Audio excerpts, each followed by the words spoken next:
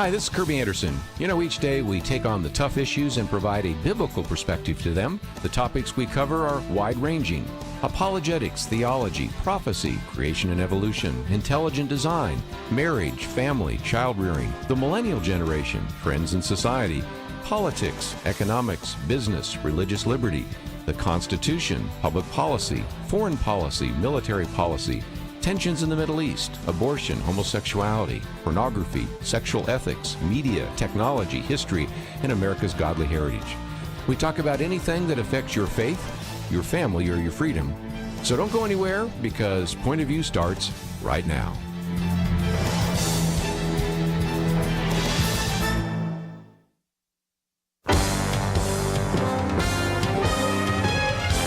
Across America, live.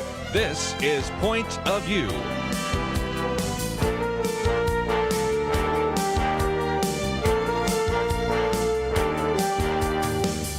And now, Penna Dexter.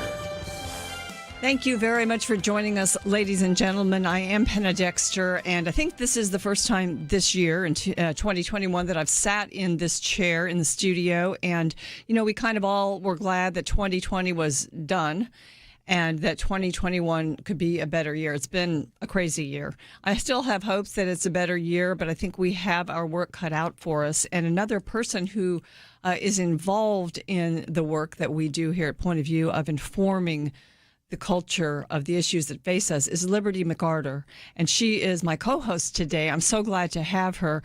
Liberty has written a lot of articles that you have read that we have posted here at Point of View, and she has participated in the Millennial Roundtable and been a guest on the show. And Liberty, I'm so glad to have you here in the studio. Just tell our listeners just a little bit about yourself and your background. Well, thank you for letting me join you today, Penna. It's great to be here. I am a stay-at-home mom. I have a little 2-year-old right now and one on the way, but I love writing, and I love the kind of work that Point of View does, and you know, learning how we can think about current events and what's going on in the culture from a biblical perspective. And so I'm very blessed to be able to still have opportunities to do that. I've done some writing for the Stream with stream.org over the last several years, and I have worked with some other organizations like First Liberty Institute, which I know is a friend of Point of View, and now doing some work with Point of View. So I'm very thankful to be able to do that and have these kinds of conversations like we're having today. You know, I think a lot of people would be curious how you got your name. Well, my parents, who are longtime listeners of Point of View, they, I guess, just really liked the name. I think my dad actually came up with it, but they thought of the name Liberty and really, you know, wanted to identify it with the meaning of Scripture, freedom in Christ, and specifically the verse where the Spirit of the Lord is, there is freedom. And so then they had that name picked out, and my mom found out that she was pregnant with me and that the due date was July 4th. And they were like, wow. Oh, wow, this is perfect. I was actually born a little late, so not on July 4th, but that's the story. I think it's wonderful. What a wonderful name to have, especially in these days when our freedoms and our liberties are under attack. I think it's nice to look at you or read one of your articles with the byline and say, here is a young person, a millennial, who understands that why and how we need to protect our liberties. And Liberty, you know, speaking of our liberties, we may be having to do a lot more work on that front in the coming days, because tomorrow, of course, is the inauguration of a new administration that, you know, by all indications, will be a little bit more hard on our freedoms, especially as believers, Yes. as people who supported perhaps the Trump presidency, as people who support pro-life, traditional values, as people who do not support the agenda for all kinds of no gender. We don't support that. There's just so much that's going to be different, I fear. But it will be a big inauguration, not because a lot of people are streaming to D.C. to watch it, as in normal times, but because there'll be so much, thousands and thousands of security there, including National Guards from various states and other private people that are going to be part of the National Guard that have actually been called in, retired guys and stuff, just to keep it I guess, just to keep the security very locked down. And, I guess maybe the question is in this cancel culture right now, if somebody in the National Guard didn't vote for Biden, are they going to be acceptable to be there protecting everyone? Because that's just the way it's been lately. And we'll discuss a few of those instances later. But also, it's going to be very virtual. I heard that for the inaugural balls, there'll be a playlist that was chosen by Kamala Harris and Joe Biden. So you'll have your music. You can dance in your house as you're watching this if you want to. Lady Gaga, Tom Hanks, and Jennifer Lopez and others will be performing there. So Hollywood has its president. So that's going to be the inauguration tomorrow. And I don't know if you watch them normally. I did watch last time when President Trump was, what down the street with Melania, and I don't think we'll have any of that. But do you have any expectations or thoughts? I mean, what happened in the Capitol a couple of weeks ago probably won't happen again with all this security. Yeah, let's hope not. I definitely understand. I have family in law enforcement, and I actually have some family that are stationed in D.C. right now, not with the National Guard, but with the Army. And so, I know there's you have to be extra careful, and what happened a couple weeks ago was tragic and unfortunate. So I know that that's kind of inevitable. We have to have the heightened security. And it's a different year. I usually do try to watch the inaugurations. I think it's going to be, everything in the past year has been weird. So this inauguration will be different as well. But I think, we can watch the performances, and they have a neat, display with the flags on the National Mall that I saw that's, really pretty. And so those kinds of things are probably efforts to try to boost patriotism and positivity. But what we really need to pay attention to is the actual administration going forward after all the fanfare is done. Pray for safety in Washington, D.C., and watch what happens, and then say, okay, well, here's the new administration, and let's stay busy, doing the work we do as Christians and protecting our freedoms as we can, and keep a close eye on things. Yeah, as someone who's, a young parent now, what are your thoughts about, because I know that your parents raised you to be a conservative and to have strong values based on your faith. So do you think that's going to be a lot harder for you with your family? I think there will be some new challenges just because of the way we're seeing the culture lean. Christian values are becoming less and less prominent. People are leaving organized religion in droves. We see this in the research every year recently.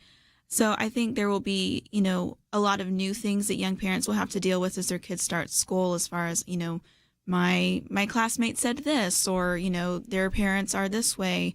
But the principles are the same of making sure that your kids are raised to judge everything by the Word of God. And that's what my parents taught me to do, and how we can engage with the culture in a loving way and be a light and an example, and just remain committed to the Word of God. So those principles remain the same. And then I think every generation has new challenges they have to deal with. By the way, in the next hour, Liberty and I are, going to discuss something I think that a lot of you who are listeners of Point of View maybe remember, and that is the purity culture. The way Liberty's generation, my kids' generation, was, especially those who were in believing families, were raised to think about and operate in the world of sexuality. And there was something called the purity culture, which in a sense gave tools for people to try to stay pure, and reasons that young people should. And we look back on that and wonder how successful that was, or, what were the issues that maybe were problematical with it. And we've got an author, Rachel Welcher, who's written a book called Taking Back the Purity Culture. It's a bit of a critique. It's got some great ideas for how parents should be raising their kids in that area. So I think if you're parents, you might want to make sure that you stay tuned in the next hour of Point of View. We've still got a lot to talk about here in this hour, and maybe even call a couple of friends, let them know to tune in, or just go to pointofview.net and listen. We'll be right back.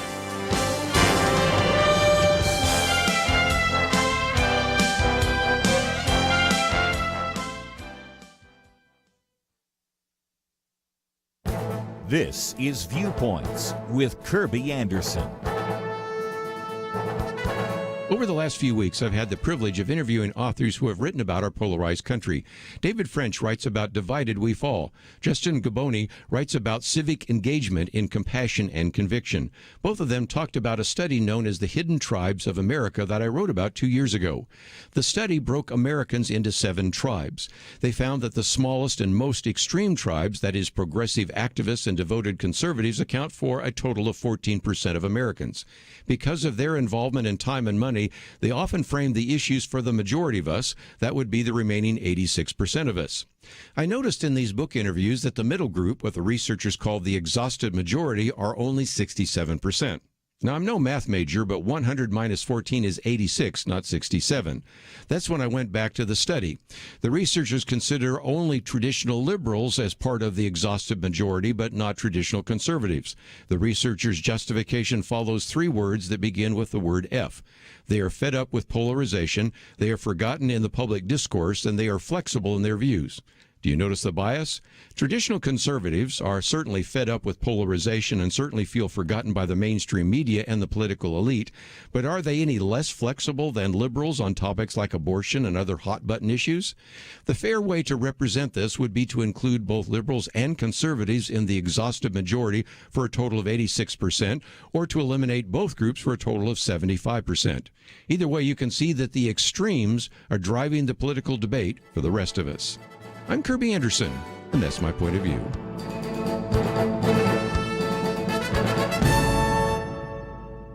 For a free copy of the booklet, A Biblical View on Pornography, go to viewpoints.info/pornography. That's viewpoints.info/pornography.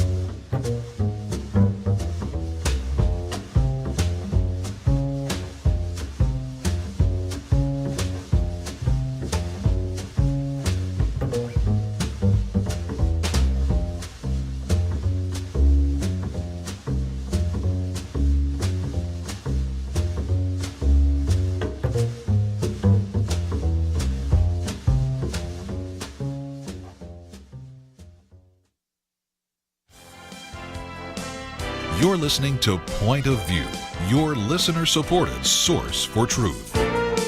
Welcome back to Point of View. I'm Penna Dexter in studio with Liberty McArtor. And Liberty, talking about the inauguration, it's interesting that so quickly it happened that a lot of how a person is perceived is tied into how you perceive the people who were marching at the Capitol on January 6th, the ones that were rioters and violent and the others, and how you think about people who supported President Trump in not wanting to see his defeat in the polls certified. So much of how we're perceived now, we're putting categories depending on how we think about that. And I think that's very interesting. And one person who people were wondering how they thought, and this is a person whose opinion matters a lot, is the Senate Majority Leader, Mitch McConnell, right? Yes.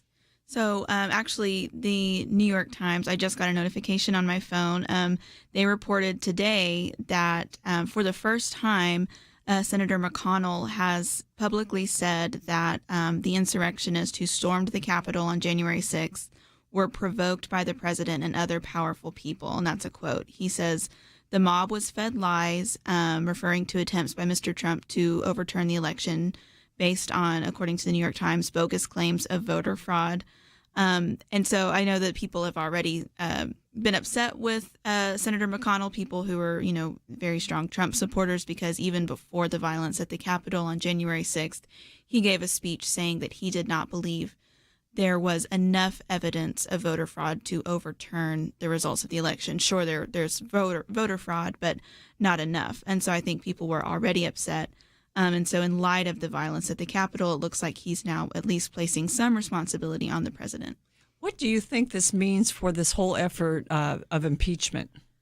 I think it strengthens it. I know, I mean, I don't know a lot about the impeachment process, but I was reading that with the second impeachment, only 10 Republicans supported it, but that was the most, if what I read was correct, of any party supporting impeachment for their own president or for their own party, if that makes sense. So, and I know that there have been several, resignations from the Trump administration in light of the violence at the Capitol. Several people who have previously supported Trump, his entire administration, and been very loyal, have criticized, some of his actions and his words leading up to that. So I think it will be interesting to see how that all plays out when there's a hearing. Yes, it will. And, I just was hearing today about some of the polls, and of course, different polls are going to measure differently, but that Trump's approval rating going out is higher than George W. Bush's was. His wasn't very high. But Trump's is about 40%, according to some polls, going out. So, we know that everything shifted, and a lot of people were a little disappointed after all of that with the tie-in. And you just don't know how much responsibility really flowed from the president to what happened.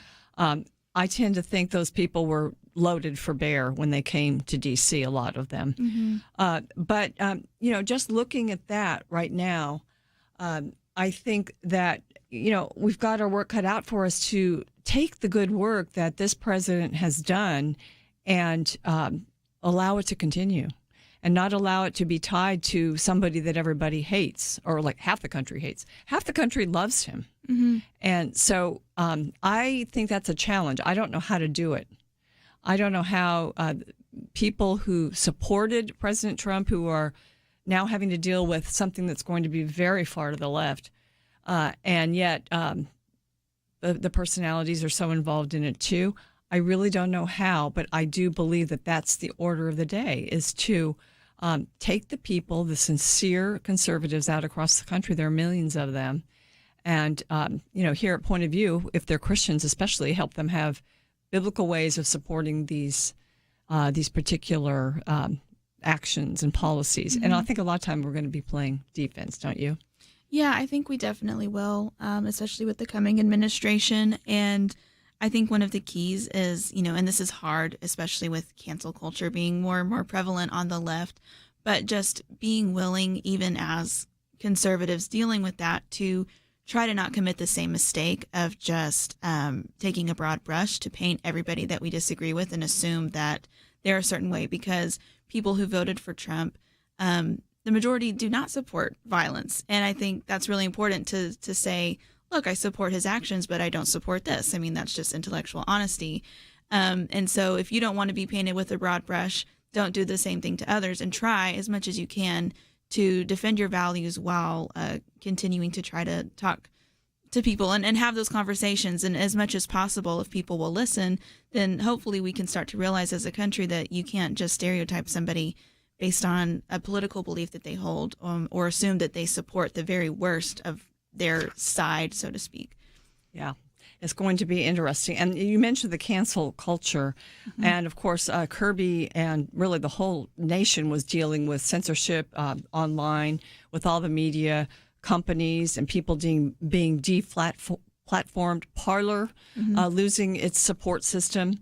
But there are just other things that have been coming up this week with a call for publishing houses not to publish either President Trump in a book that he would write, or anyone from the administration. And Kirby mentioned yesterday Harvard being now asked, and some people even the administration there saying that there's this move to pull the degrees, actually take away your diploma if you graduated from Harvard, if you were in the administration. Kayleigh McEnany is one of the people being talked about for that. She was the press secretary for President Trump. Ted Cruz went to Harvard, U.S. Senator. He did support the idea that you might want to take some time and certify the election. And then Josh Hawley, who famously was the first person to come out and support that process. So, that's the cancel culture being now taken to publishing books. Right. You can't publish a book unless you think right. And there's more. coming. I really think if these things are beginning to happen, we're going to see that. So, I mean, do you have any thoughts on how we live within that? Because we are all at risk of being canceled too. Right. I mean, just the basic idea that you should cancel, so to speak, or not publish people of a certain political belief. I mean, let's say they are wrong and you don't agree with them and you think even the rhetoric might be dangerous. Obviously, publishing companies, they can decide, who they want to publish. But if you don't expose ideas, you can never learn to refute them. And I think that's a big problem, starting with education of people from a very young age now in our school systems, is that people aren't taught to think through things. And so we're afraid to promote ideas that we disagree with, rather than saying, no, let's let it, let's let it out in the free market of ideas, and then let's learn how to respond to that and think through it. I mean, there are tons of books that have been published by horrible world leaders over the centuries, and people study them because you want to learn why did they think this way and how can we avoid these same mistakes in the future. So just on that level, we shouldn't be canceling someone just because of their beliefs. By the way, on that note, we did post at pointofview.net an article about this, no book deals for traitors. And, I do think President Trump will publish a book, and he's probably already thinking about what he's going to put in there. But some of these others, too, there has been talk about the fact that no one should hire anyone who's worked in this Trump White House. And, of course, a book deal for any of them. They'll have more insight than anyone else, but more than 250 people in the publishing industry are actually urging their colleagues not to let the president or any of his officials have a forum once he's out of office. And Josh Hawley was the first one to get stung by that. They pulled his deal. But I did see in the news today that Regnery Publishing is going to pick up Josh Hawley's book. And, this may be a real wonderful, shot in the arm for the Regnery Publishing Company, who's always been very faithful over the last many decades to publish Christian authors. And so, we'll look there, and we'll certainly try to interview those authors when their books do come out. Well, ladies and gentlemen, we will continue our conversation, and we're going to bring in the state of Texas, because not only is there a new Congress starting, a new administration starting, but the Texas legislature has opened. It's begun, and there's a lot of work to do, and it's nice to live in a state where the values are conservative. They're about promoting business. They're about promoting lower taxes and more liberty. So we're going to talk about that. They still have the left to battle here in the state of Texas. And every state capital is looking to see what will happen in their capital tomorrow during the inauguration. I think most of them are getting ready and trying to be as safe and secure as they can be. And we're hoping that all goes well and is very peaceful tomorrow. Stay with us. We've got a lot more to talk about. Liberty McArtor is my co-host here on Point of View. We'll be right back. Sometimes I think about seeds. You ever stop to consider that some seeds become entire trees and some trees grow up and produce fruit? Other seeds become flowers or vines that bring us vegetables or berries. And some trees don't have fruit, but they're just pretty, especially in some parts of the country when it comes to the fall colors. Yes, sometimes my mind goes off like that. And I also think about such things when it comes to the seeds that so many have planted in the quest to impact our nation through Point of View Radio. You may think that your gift is a small thing, but like a seed, it can grow to have an impact beyond your imagination. If you want to see beauty again in America, consider planting a seed today and making a difference by joining the Point of View Truth Team. Get the details today, right now, by visiting pointofview.net/team or call us at 1-800-347-5151. Plant a seed for a great future. Cultivate truth. Pointofview.net/team and 800-347-5151. Point of View will continue after this.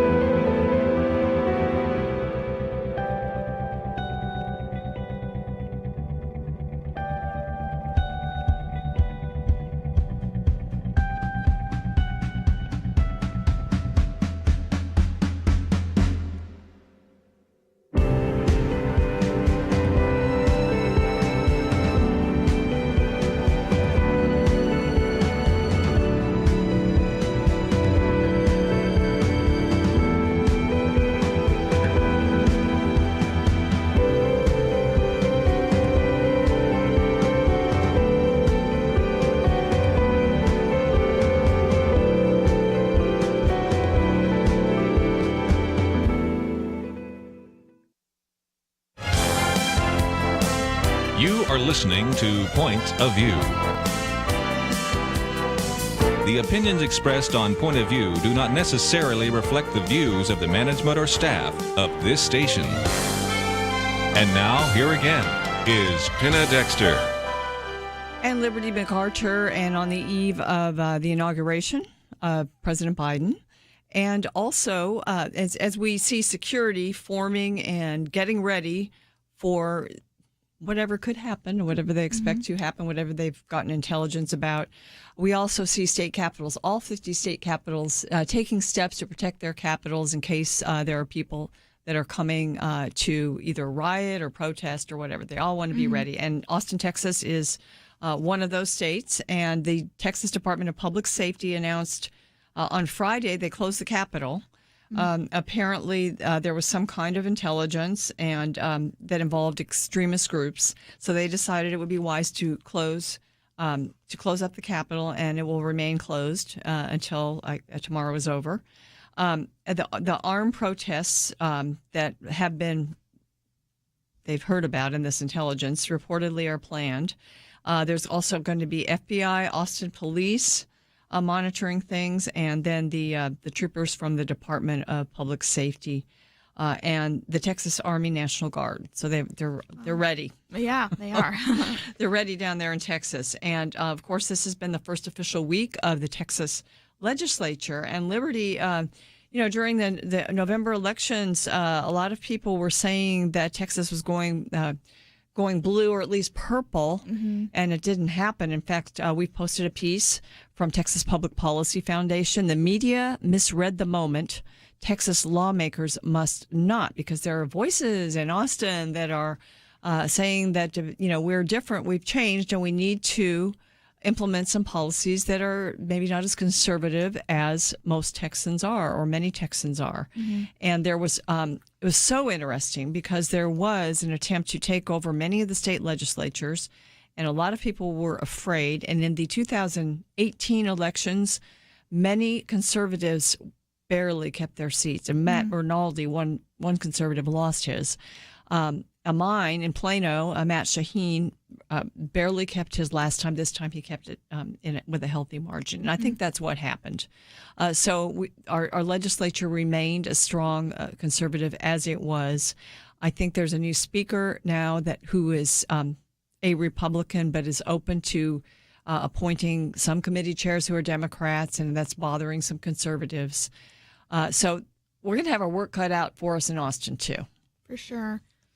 What do you think about this whole idea? Because I know that you and I both observed the numbers of people that have moved in from liberal states for jobs, for places to start their business, for the fact that we have no state income tax, all those good conservative reasons. But do you worry about these folks coming in that have been trained elsewhere? A little bit. Part of me thinks, well, if they're coming to Texas because it's better in Texas, then they're going to vote for the policies that keep Texas the way it is. But as we were talking about during the break, people might not make that connection. They may say, oh, life is great here, but they've been indoctrinated with, more leftist policies that they're going to just automatically vote for. So I think I'm not maybe as worried because, again, we hear these alarms every time there's an election. Texas is going to turn blue or purple, and it never does yet. So I don't think I'm too worried about it, but I think it's something that we need to be watchful of and just make sure, and it goes down to a local level as well. You can do a lot with your own city and your own city government and your town hall and your local district to, at a small scale as well as a statewide scale, promote conservative values and keep protecting those freedoms. One of the myths, and the media, of course, the media basically loves to pick up on these types of stories, and they did. And this article from Texas Public Policy says bad polling led the media astray, but so too did a mistaken belief. And this belief, the press would accept this and report this often, that Texas isn't necessarily a red state. It's a non-voting state, and that, voter participation is not good. So activating the non-voters, they said, would tilt the balance of power toward progressive. But again, that did not happen. It was proved wrong. 66% of registered voters turned out for the 2020 election, and that's high. This is the most since 1992. So, and of course, as the result was, Texas conservatives are still dominant. But I think, as you said, we should never become complacent. Right. We should always, and I think that's what we try to do here at Point of View, is articulate our values so people understand. And I know that I moved here 30 years ago from California, and I was a conservative, but I got trained by people that I met in politics. Okay, we have a precinct convention. After you go to vote at the polls, come back that night and be involved so you can talk about the issues, and you can submit resolutions that would be then on the state platform or perhaps even the national platform. These are the ways that you as a person can do more than just vote.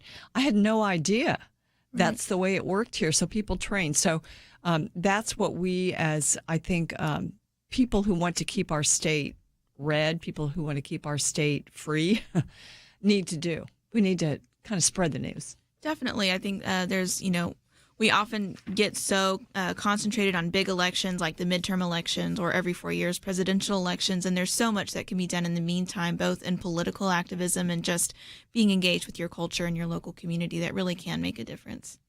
So this piece said that this is the 87th Texas legislature, and there are going to be controversial issues. There are many high-profile issues. One would be the budget. Public education is a big issue, especially because of COVID-19 and just COVID-19 itself. Right. And, how much do we stay locked down, or how much do we're not really locked down when you compare us with many other states. Right. But what about those restrictions? What about redistricting? Very important. We're going to gain congressional seats in Congress in Texas. Property taxes, that was dealt with last time, but there's more to be done on property taxes. A lot of cities are getting around the limitations. Election integrity. Every state needs to deal with election integrity. Texas elections are, we did very well this time in getting a pretty good outcome as far as getting the results quickly and not a lot of fraud, but there's a lot to still be done. We don't have voter ID here. It's been opposed. And so it will be a difficult season for lawmakers. And again, it's very easy if you could stay on top of the issues. There are groups here like Texas Eagle Forum. They'll keep you on top of the issues, and you can weigh in then with your neighborhood state legislator or whoever represents you. And as you said, Liberty, your school board, your city council, all of those people, they live near you. You almost have the ability to influence your life more by talking to them than anyone in Washington, D.C. Definitely. And I think a lot of times we want, the national politics and the state level politics, they are a big deal, but we'll be a much healthier nation if we have healthier communities as our foundation. And so going forward with a Biden administration that many conservatives may be concerned about, or maybe they're concerned about Texas leaning, towards a, Democrat majority in the future, one of the best things you can do, and primarily as Christian believers, is to engage in your local community and go to those town hall meetings, engage with the people on your school board, talk to your neighbors, the ones that disagree with you, and we can get so much accomplished that way for the good of our neighbors and the good ultimately of our nation. And even if you don't really want to put your kids in public school, just to weigh in with your school board, because those are the kids that are going to be, raised up and be the next generation, and they're going to be your children's friends. And so it's wise to stay involved to the extent that you can. And as you said, sometimes just going to meetings and finding out what's happening is really good. And also these groups, because certain groups, conservative groups, groups of Christians, even churches, will know when there's a big threat coming along, and parents need to mobilize. And it's not hard to go down the street to your city hall. Right. And sometimes it takes a little extra effort, but at least you don't have to buy a plane ticket and go to Washington, D.C. or head on down to Austin. It's right there. And so it's sort of a stewardship, I think, that Christians have. I've always felt that way. And, sometimes it takes a little boost, a little push, and sometimes it takes a threat. And I think here nationally, we are under threat, and I think we do have some incentive to be involved. But in our own communities, we also do.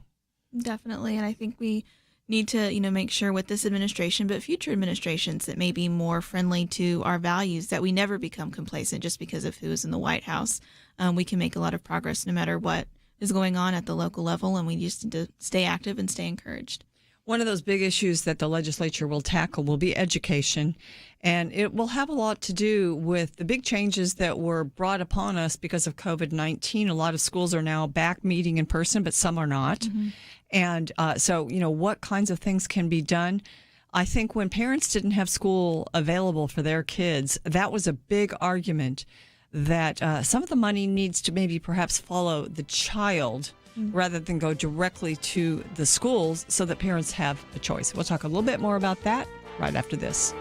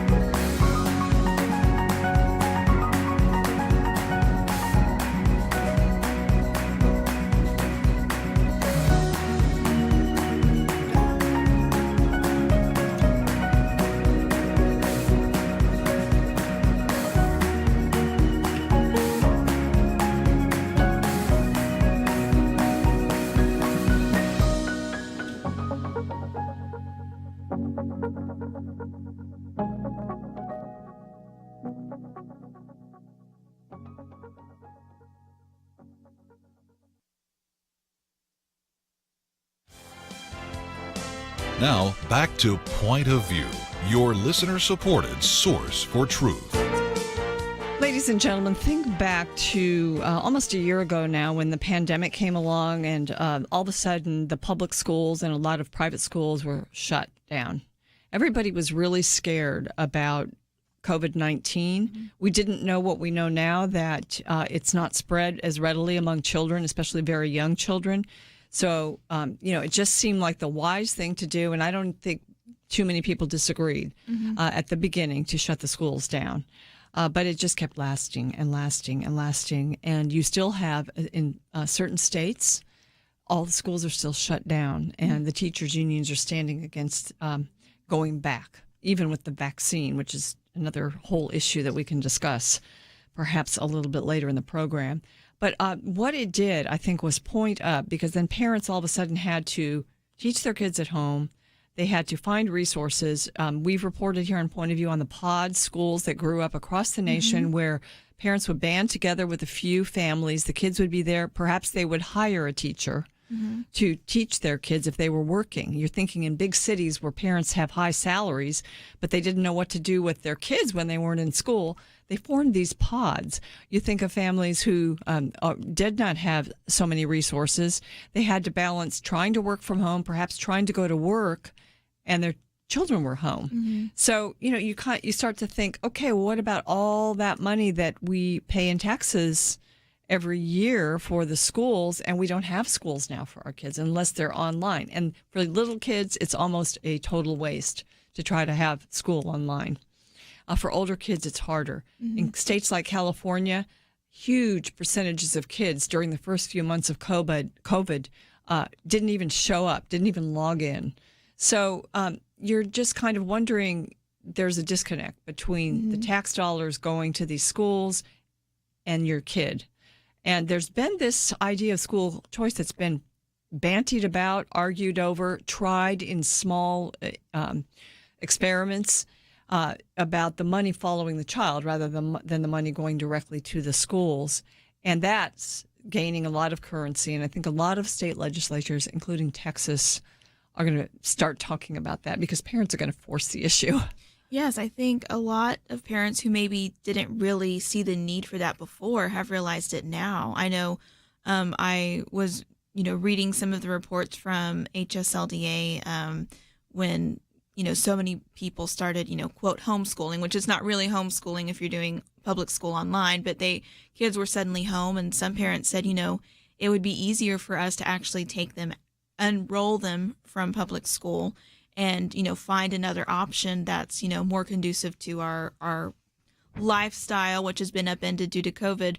And they faced, backlash from school districts for that and had some legal problems. And, it's not good for any kid to be, have the screen time all day long. And there are a lot of kids that are falling behind in their grades because of the virtual learning, especially if they don't have two parents who are able to, be supportive and help them at home. Many parents are also looking for employment right now. They can't be home helping their kids because they're unemployed and they're just trying to make ends meet. So I think more parents, because of all these issues, they've seen, we really do need more freedom to make whatever decision is best for our child. You never know what's around the corner. No one expected this pandemic, but it brought a lot of these issues to the forefront of parents' minds, I think. Yes, it did. And what happened here in Texas was once the new school year started this year, the public schools delayed starting, most of them. They didn't start right away. And many Christian schools did start, and they've never really, the only time they would shut down would be in a very limited way. Perhaps if a classroom had a couple cases, or one case even, they would keep that classroom home for a couple weeks to get, through the quarantine. But these schools were really trying. And so a lot of parents wanted their kids there, but, money was an option. Was an obstacle. Right. And so, now more public schools I see are open. And even during, since we've learned that it's not quite as transmissible with little kids, and even teachers really aren't getting it across the country, So some of the public schools are doing a little better that way, but there's still a lot of remote learning, and kids have lost out. So some parents really want to do something different. And what else I think, and I know that you were homeschooled, and I homeschooled my kids when they were little. It's very hard, but there's a lot of things that are very satisfying and very, very effective about homeschooling. And I think a lot of parents learn that. So, your resources then would go toward curricula, and that would be over and above what you're paying in taxes for the public schools in your area. So the idea of school choice makes economic sense, and I think what it also does incentivizes the public schools to do a better job. Right. Because they have competition. And we need to compete with our public schools in order to make them realize that, there's certain things parents want. And now there's, other agendas, and this has really been true for decades too, other agendas coming into the public schools that Christian parents don't necessarily want to see. They want to protect their children from those. And so there's another good reason for school choice. It's really, in a sense, a religious liberty issue, isn't it? It really is. And that's, a choice I think every parent needs to make that decision, have the freedom and the resources to make that decision for each one of their children, because kids are different as well. Every family's different. What works for one family as far as education goes won't work for another. And I liked what you mentioned about competition. We know just, from basic conservative principles, competition makes everybody in the market better. So it's good to have competition. It's good to have options. Everybody will, raise the bar a little bit. And that's what our kids need, whether they go to public school or private school or they stay at home. That's what they deserve. They need a good education and the resources to get one. I'm so glad that Liberty is in with me today. She's thought about so many issues because she's a writer, and she's contributed to various publications and organizations, and really across the board, Liberty, you've got a lot of knowledge, and of course, if you don't know something, you know where to go. That's an educated person. But the next hour, I think, is going to be an interesting one, and I'm not sure if it was you that brought this book to our attention, Liberty, or just that you found this book very interesting because you kind of lived through this era. But we're going to talk about a book called Talking Back to the Purity Culture. And the author is Rachel Joy Welcher. She's going to be our guest for the next full hour. And Liberty's going to, since she brought the book to us, she's pretty much going to take this interview, although I've got a lot of opinions on it too. But it's just, what did we do right? What did we do wrong with our millennial kids? I'm a parent of 3 millennials. They're all parents now. But what did we do wrong and right when we were concerned about what was going into their schools, into their minds, into them through media and through just all the influences that they had, that it was scary. It's scary to be a parent. And so, Liberty, it's going to be fun to talk with Rachel, who's also, I think, pretty much in the millennial category. She's thought a lot about this and been well educated, and has some also thoughts about how to do, I guess you could say how to do sex education, but really it's more than that. How to battle these forces that are coming in and pulling our kids into not only sexual misbehavior, but just wrong thinking about sexuality. How do we think about sexuality the way God made us?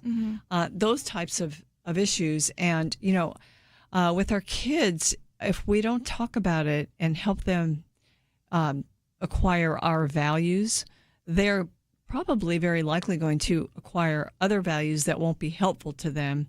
And, it's a scary thing to talk to your kids about sex. I remember, approaching that with some fear and trepidation.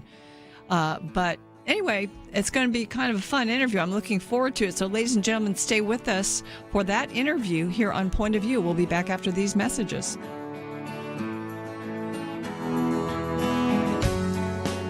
Having civil conversations about important issues seems to be harder and harder. Various media outlets tell people what they should believe, why they should be outraged, and getting people to actually think, well, it can be difficult. Whether it's the gospel, tax issues, social policy, or just about anything else, you need to have solid information and clear thinking to address the hard issues. You need God's truth applied. And that's what you get in less than 2 minutes with Point of View's Viewpoints Commentary, a daily resource to help you be informed and think through the things we need to be talking about. It is free and will arrive in your inbox each day when you visit pointofview.net/signup. Sometimes we know we should say something, but we're silent because we're not quite sure what to say. Viewpoints Commentary can help you break the silence and change the narrative. It can make you a more equipped agent for truth. Get your free subscription to the Viewpoints Commentary at pointofview.net/signup. Pointofview.net/signup. Point of View will continue after this.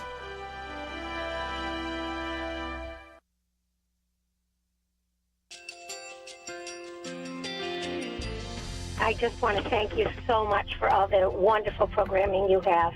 You're just absolutely fantastic. I recently started listening to Point of View, and I really found it interesting because of the different subjects you cover. Thank you for that. I really appreciate everything that you do in keeping us informed. Thank you, Kirby, for everything that you've been doing. I appreciate all the work that you're doing, advocating for the Word of God.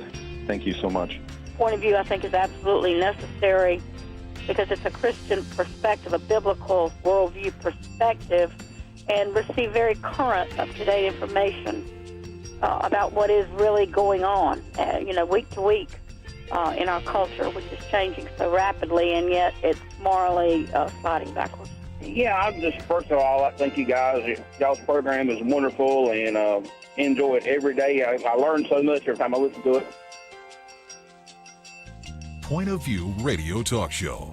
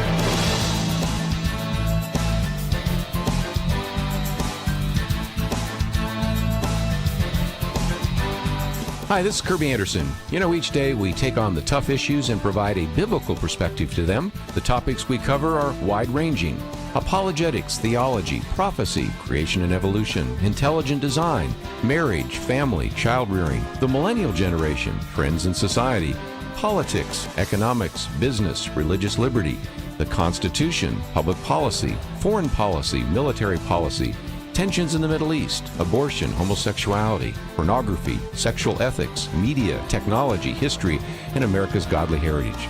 We talk about anything that affects your faith, your family, or your freedom. So don't go anywhere, because Point of View starts right now.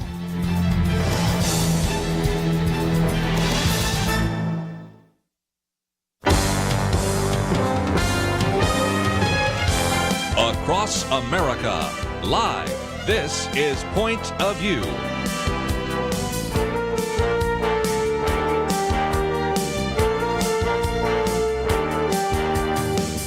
And now, Penna Dexter. Thank you very much for joining us, ladies and gentlemen. I'm so glad you're with us today for Point of View. You have as your hosts today two sort of moms, and I'm also a grandmother.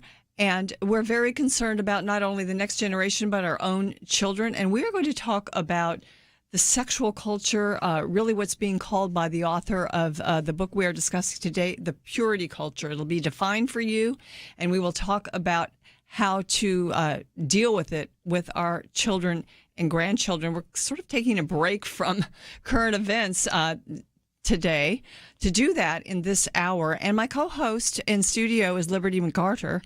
And Liberty, I'm just going to let you get started speaking with our guest. Okay, great. We have Rachel Joy Welcher on the line. She's the author of Talking Back to Purity Culture, which is an excellent book, which we'll be recommending to our listeners.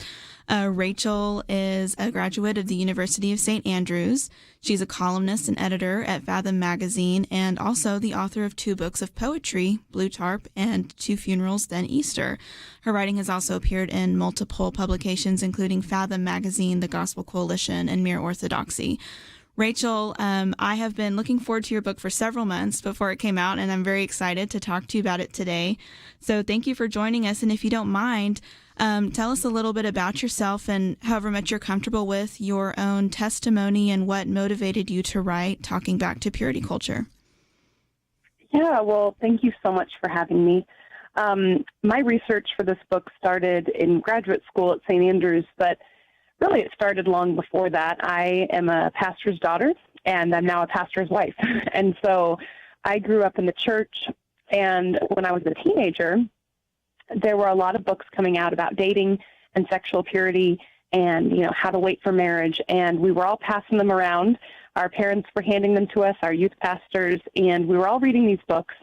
And even though we were reading the same books, we were reading them alone and not really talking about them together. So I internalized a lot of messages, some good and some not so good. When I got to grad school, I really wanted to go back and reflect on these messages and see which ones were actually biblical and which may have been more based on culture or kind of this Christian subculture. Mm-hmm. So speaking of this subculture, for a lot of us who are millennials and grew up in purity culture, it's kind of self-explanatory.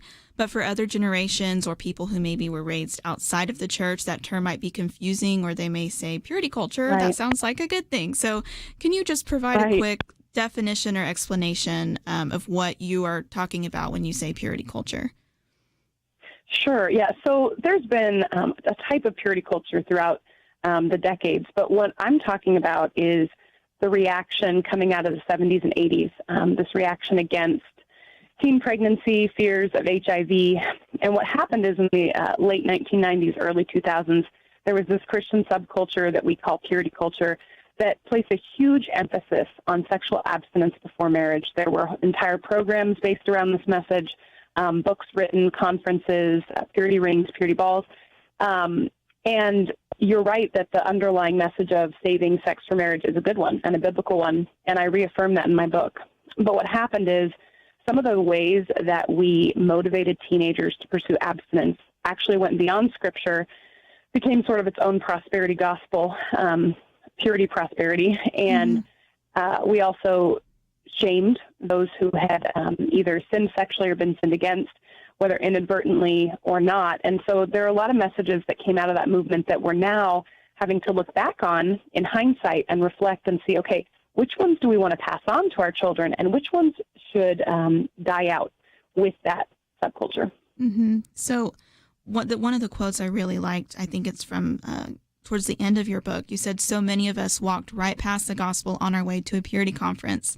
And I really like that because I think it sums up kind of what you were just saying, that, we took a idea that was biblical, real issues that we as the church should be addressing, such as STDs and teen pregnancy and talking about God's plan for sex.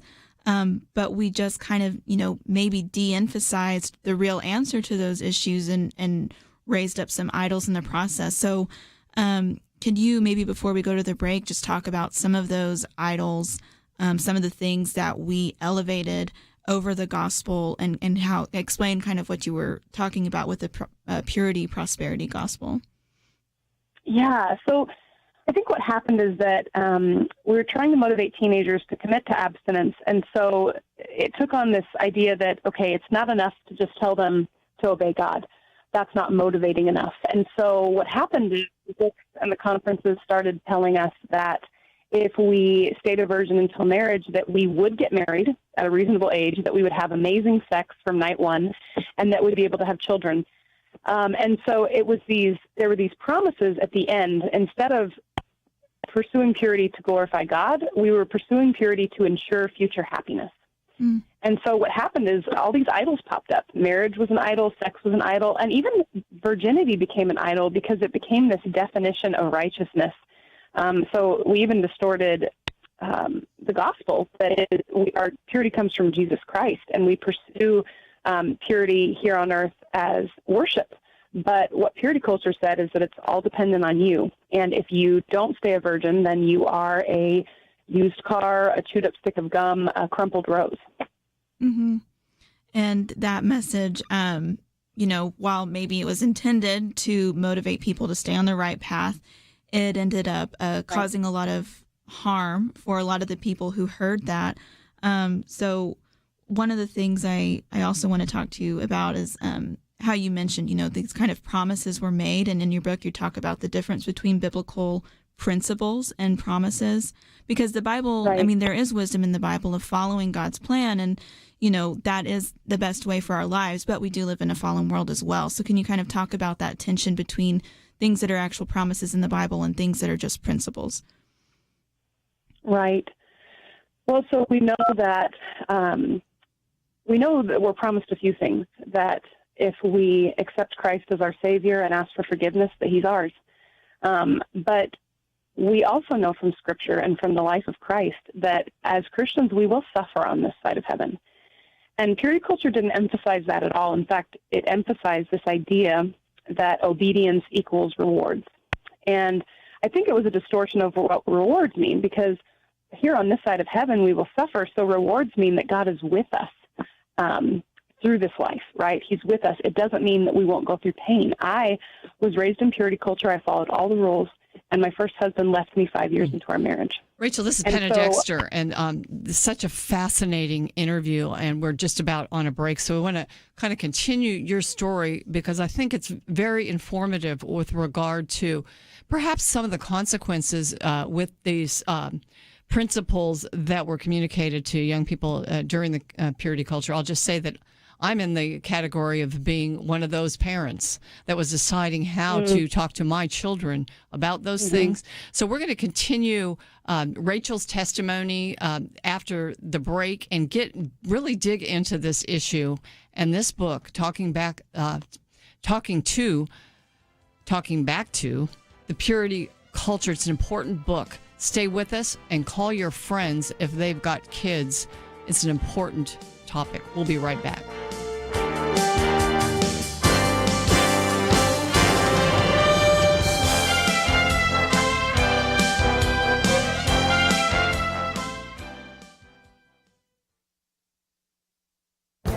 This is Viewpoints with Kirby Anderson. Over the last few weeks, I've had the privilege of interviewing authors who have written about our polarized country. David French writes about Divided We Fall. Justin Gaboni writes about civic engagement in compassion and conviction. Both of them talked about a study known as the Hidden Tribes of America that I wrote about 2 years ago. The study broke Americans into 7 tribes. They found that the smallest and most extreme tribes, that is, progressive activists and devoted conservatives, account for a total of 14% of Americans. Because of their involvement in time and money, they often frame the issues for the majority of us. That would be the remaining 86% of us. I noticed in these book interviews that the middle group, what the researchers call the exhausted majority, are only 67%. Now, I'm no math major, but 100 minus 14 is 86, not 67. That's when I went back to the study. The researchers consider only traditional liberals as part of the exhausted majority, but not traditional conservatives. The researchers' justification follows 3 words that begin with the word F. They are fed up with polarization, they are forgotten in the public discourse, and they are flexible in their views. Do you notice the bias? Traditional conservatives are certainly fed up with polarization and certainly feel forgotten by the mainstream media and the political elite, but are they any less flexible than liberals on topics like abortion and other hot-button issues? The fair way to represent this would be to include both liberals and conservatives in the exhaustive majority for a total of 86%, or to eliminate both groups for a total of 75%. Either way, you can see that the extremes are driving the political debate for the rest of us. I'm Kirby Anderson, and that's my point of view.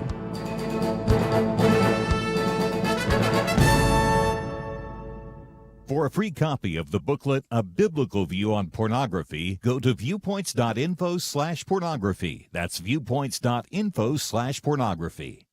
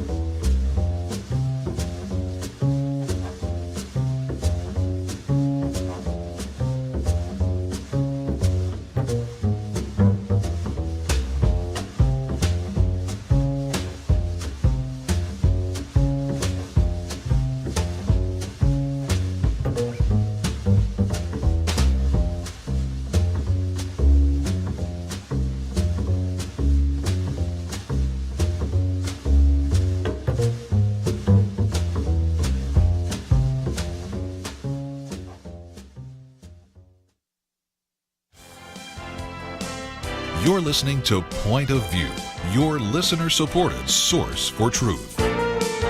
Welcome back to Point of View. I'm your co-host today, Liberty McArtor, and I'm here with the wonderful Penna Dexter. Today we are talking to Rachel Joy Welcher, who is the author of a recent book, Talking Back to Purity Culture. And it's a really important book if you're work in ministry with kids or teens, or you're a parent, or just interested in this topic of how we can better talk about God's plan for sexuality with our youth and with our churches. So before the break, Rachel was sharing a bit of her testimony and how she was raised in purity culture, and we were talking about how sometimes some of the promises that purity culture made did not come to fruition. So Rachel, go ahead and continue talking about your personal testimony with us. Yeah, so I was just saying that, I grew up in the church. I was a pastor's daughter, and I read all the purity books. And when I got to college, I dated a man, and who was a Christian. We met doing ministry together, and we followed all the purity culture rules. And 5 years into our marriage, he walked away from the faith and divorced me. And I was left to grapple with some of these promises that I thought were mine because I remained good and I'd remained a virgin before marriage. Promises like you'd have a great marriage, a great sex life, and children. Here I was, divorced at age 29, moving home to live with my parents. And I really had to grapple with what does it mean that we are promised Christ himself? Mm-hmm. Does that mean that we're also promised, all these earthly goods like marriage and children? Well, purity culture promised me those things, but I didn't find that same promise in Scripture. And so that has a lot to do with my book. I definitely talk about that in my book, about these promises that we were made and what it's done to our faith and our lives to look and see that they didn't come to fruition. And does that mean we did something wrong, or that God is not good? Or does it just mean that some of those promises didn't actually come from his word. That's such good wisdom, Rachel. And thank you for sharing your story. And one thing I would like to mention too, I've read Talking Back, and one thing I really appreciate, Rachel, is the way that you do stay so faithfully committed to the Word of God. There's a lot to critique in this purity culture movement, and there are a lot of critiques coming from people who don't necessarily have the church's best interest in mind, or they go too far and they try to erect a new set of ethics. And what you do is you really stay very committed to God's Word and what His plan is, and just kind of critique how we as fallen human beings made some mistakes along the way in trying to teach that. So one of the things that you do talk about in your book is how back in the day when, at the height of purity culture, and even sometimes today, the target audience for a lot of these teachings is very narrow: young, single, teen, young adult, heterosexual, probably a virgin. But the Bible calls all of us to sexual purity, regardless of where we are in life. And like you said, you found yourself at 29 years old, you had followed all the rules, you loved the Lord, and yet your husband divorced you, and here you were, and the typical teachings didn't apply. So going forward, I want to focus on a couple of those groups specifically that you say were kind of overlooked or ignored by traditional purity culture teachings. And just FYI for any parents listening with young kids who may be, with you in the car or at home, some of the next couple of minutes we might talk about some sensitive issues, so you can use your discretion with that. But one of the groups I wanted to talk about, Rachel, was sexual abuse survivors. And you say that, despite good intentions, a lot of the teachings of purity culture were harmful to people who already had very traumatic wounds and very, traumatic backgrounds. So can you just kind of give us an idea of how some of these teachings really did hurt people who had survived sexual abuse? Right. Well, there were some moments in purity culture, whether it was in youth group or in the books, where they would, the author would take a moment to acknowledge those who'd been sexually abused. And there was even something called second or renewed virginity for those who'd sinned. Like, okay, you can become a virgin again spiritually. But the thing is that even though I think that some of the authors and youth pastors and leaders tried to acknowledge those who'd been sexually abused, these visual metaphors of, a paper heart being ripped in half, or the rose being passed around the room, or, like I said, chewed up stick of gum, spit in water, all these really intense metaphors that were supposed to represent our wholeness as people and what happens when you have sex before marriage. What that did is that those who had been sitting there and had been sinned against sexually, they had no choice but to view themselves as that crumpled up rose.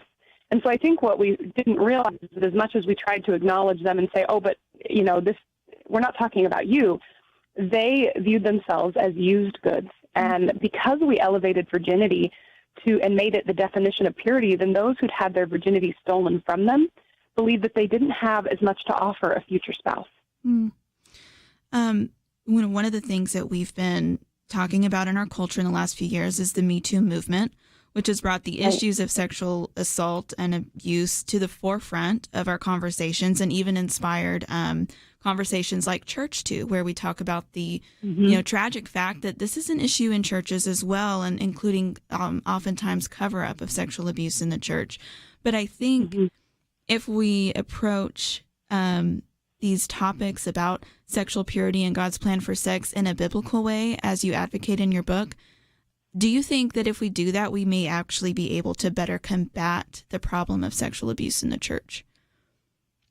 I really do. One of the things I bring up in my book is, as an example, is how we read the story of David and Bathsheba, and how these books on purity culture, they all actually mention Bathsheba, all the ones I studied. And it was very interesting to look back and see how they described that situation. And that was that's just a microcosm, just one example. But Bathsheba was always depicted to me as a seductress. And when I went back and restudied that passage, what I saw is that from the actual context and the historical context and the context of the passage was that she had no choice in the matter. And so it really was what could be described as a power rape, someone abusing their power. And that's just one example of how when we look at a story like that, when we look at Scripture or we look at a victim of abuse through a specific lens, If we look at them through the purity culture lens, we might view the woman as someone who forfeited her purity or didn't dress right or should have known better. But I think one of the things that the Me Too movement has done is it's opened our eyes to what sexual abuse really can include. And so it will change the way we read Scripture, and then it will change the way we view actual victims, in our own lives. Rachel, I want to first of all open up the phones as folks have a question about this issue. Really, I think both people in my generation who already have worked through this with their children may have implemented some of the purity culture ideas, or may, people in the millennial generation now having kids and wondering, well, how do we communicate these values to our children in a way that's not going to be harmful in the way that your book talks about? So the number is 800-351-1212. And I do want to ask you, since we're talking about Me Too movement and the idea of, because we've talked about women and how they were affected by the purity culture, but what about men? Because as you mentioned, sometimes girls were told that it was really their responsibility, that in any kind of relationship with a boy or a young man, it was all their responsibility, and how they dressed was a big deal. And, it matters. Sure. But absolutely. what about the boys? I mean, what about these young men? Were they given a free pass because of this this culture? Is that what you're saying? No, not exactly. But I do believe that men were also damaged by purity culture. They were depicted as sort of insatiable, constantly on the verge of sexual sin. I remember a man I interviewed said that when he became a Christian, he went to the Christian bookstore to figure out what it meant to be a man of God. And almost every book for men was about one topic, lust. And so we hyperfixated on men as sexual beings, and in a sense told them that they were, we dehumanized them, is what I'm saying. And so they were called to purity, but they weren't called to purity in a way that I think encouraged them that they had self-control. They had the ability to say no to sexual sin. Instead, they were constantly warned that they were constantly on the verge of sexual sin. And in some ways, I think that became a bit of a self-fulfilling prophecy. And so women were dehumanized by being depicted as constant temptresses, but men were dehumanized by being depicted as these sex machines. And so we did damage to both genders. 800-351-1212. Give us a call if you would like to talk with our guest, Rachel Welcher, about this. I just mentioned, and by way of my own testimony, I saw all these things growing up. We were interviewing a lot of the people who were pushing these sexual purity ideas, like purity rings and things like that. And so, I never adopted any of them. I thought a lot of them were gimmicky, but I was scared to death, and I totally understood them and why they were needed. Sometimes I feel guilty for not adopting them. So, that's just kind of the view of someone who's taken children through this generation. And so some of the listeners may be in my category. We'll be right back with more. We live in a digital generation. Point of View is reaching this often overly plugged-in generation with truth. You can keep up with us 24 hours a day using your phone, your tablet, your laptop, or your desktop. Search for the Point of View Radio Talk Show on Facebook, where you can keep up with today's issues, learn about current and upcoming guests by liking us on Facebook. Also, follow us on Twitter. Our handle is @PointOfViewRTS. That stands for Point of View Radio Talk Show. Learn, interact, make a difference with Point of View using new media. And here's one way you can make a big difference. Help us increase our reach by spreading the word among your friends. Share a Facebook post. Tag us in a tweet. With enough joining us to plant seeds, we'll see a tremendous harvest. Come on, it only takes a minute. Search for Point of View Radio Talk Show on Facebook, @Point of View RTS on Twitter, and subscribe to the Point of View Radio Talk Show channel on YouTube. Learn, interact, share. The Point of View Radio Talk Show. Point of View will continue after this.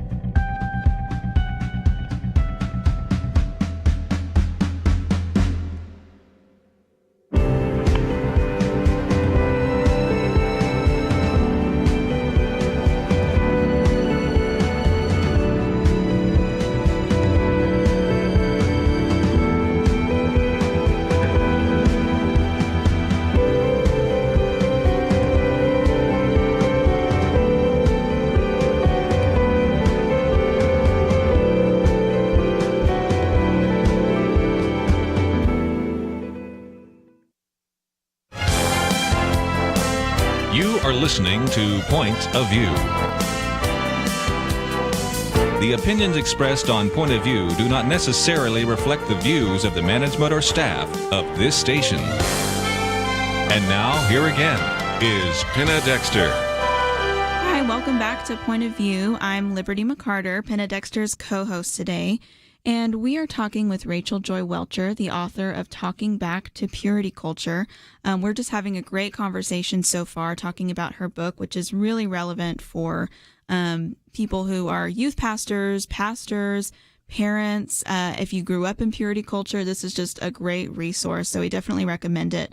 And Rachel, I wanted to kind of come back to one of those topics we had mentioned in the previous segment. We were talking about how some of the purity culture methods and rhetoric harmed, unwittingly, but harmed victims of sexual abuse. And so going forward, we need to be able to talk about God's plan for sex and still promote the biblical idea of sexual purity when we're talking to teens and young adults. But how can we do that in a way that is more sensitive and actually helpful to people with wounds rather than harmful to them? Right. I think it's really important that we remember the source of our purity. It's Jesus Christ. And so, yes, we do our best to pursue sexual purity, but our wholeness as image bearers of God, our value as human beings, is something that can't be changed.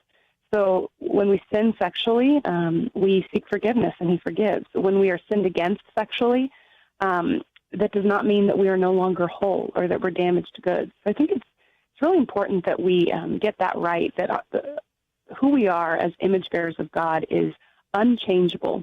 It can't be damaged. And we need to start there. So things happen. We sin, people sin against us, but that doesn't make us less valuable as humans. It doesn't diminish our worthiness. So we really have to be careful to emphasize that moving forward. We are taking your calls, 800-351-1212. Anna is in South Carolina. Anna, thank you so much for calling in.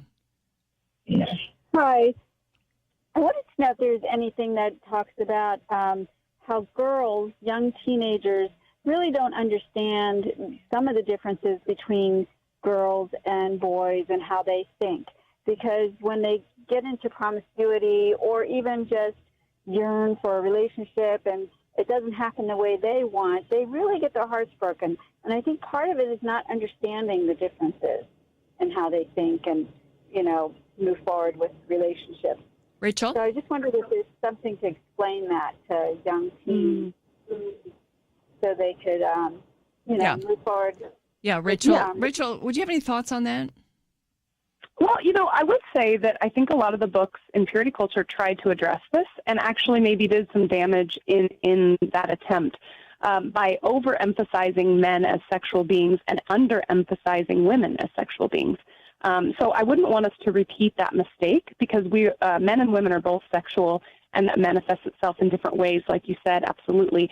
I think what I would focus on is helping young women understand that being in a relationship is not what makes them whole, is not what completes them. And so to kind of look at the desire behind the promiscuity, as you said, why do they desire to give themselves to someone else in their teen years? What is driving that? Maybe it's lust, but maybe it's also loneliness or affirmation. And so to really step back and kind of look at the source, maybe even sort of the worldview behind their decisions is really important rather than just saying, okay, all teenage boys think about is sex and girls, just fall into it. Well, to an extent, biologically that might be true that young boys have a higher sex drive, but I don't think that's what it's really about. I think you have to go further back and talk about where our worth comes from.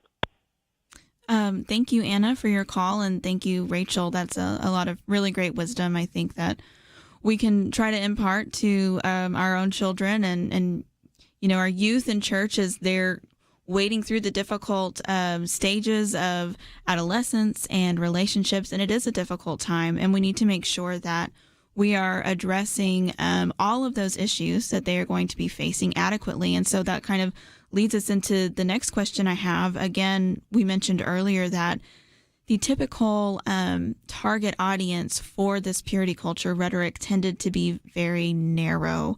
young and single and heterosexual. And so one thing that we as a church need to be able to talk about and deal with is same-sex attraction. And again, as you talk about in your book, biblical sexual purity is not just about getting to the finish line, which is the marriage altar. It's about living a life devoted to Christ and a life of purity. So can you give an example or two of how typical purity culture rhetoric maybe alienated somebody that was in the church pews or at these conferences that were actually struggling with same-sex attraction?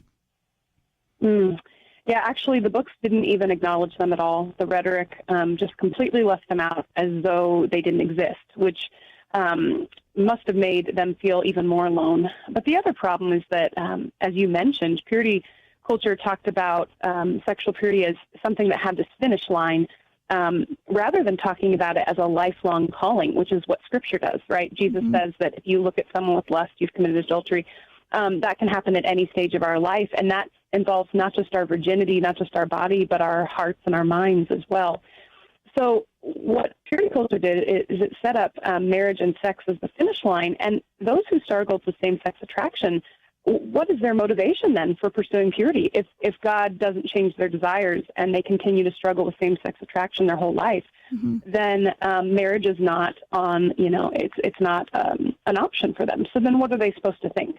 That it's not worth pursuing purity, because if marriage is the goal and they can't be married, then why pursue purity at all? So I think that was the question that we inadvertently caused them to ask. And of course, the answer is we pursue purity out of love for Christ and obedience to God, and that is such a high and worthy calling. Purity culture really de-emphasized the beauty of celibacy and lifelong singleness, and that's something that I think we're now realizing that it is biblically such a beautiful thing to pursue God in singleness, and there's nothing wrong with not getting married. But purity culture left little room for those who are perpetually single. Right. And so just kind of staying on that topic, I love that you write so compassionately in your book, and at the same time, you, again, stay very committed to honoring God's word and God's plan for sex. And so, something I think a lot of Christians may be wondering right now, especially in this cultural moment, we realize that maybe when we're dealing with our brothers and sisters in Christ who have same-sex attraction, we haven't always dealt with that in a healthy way.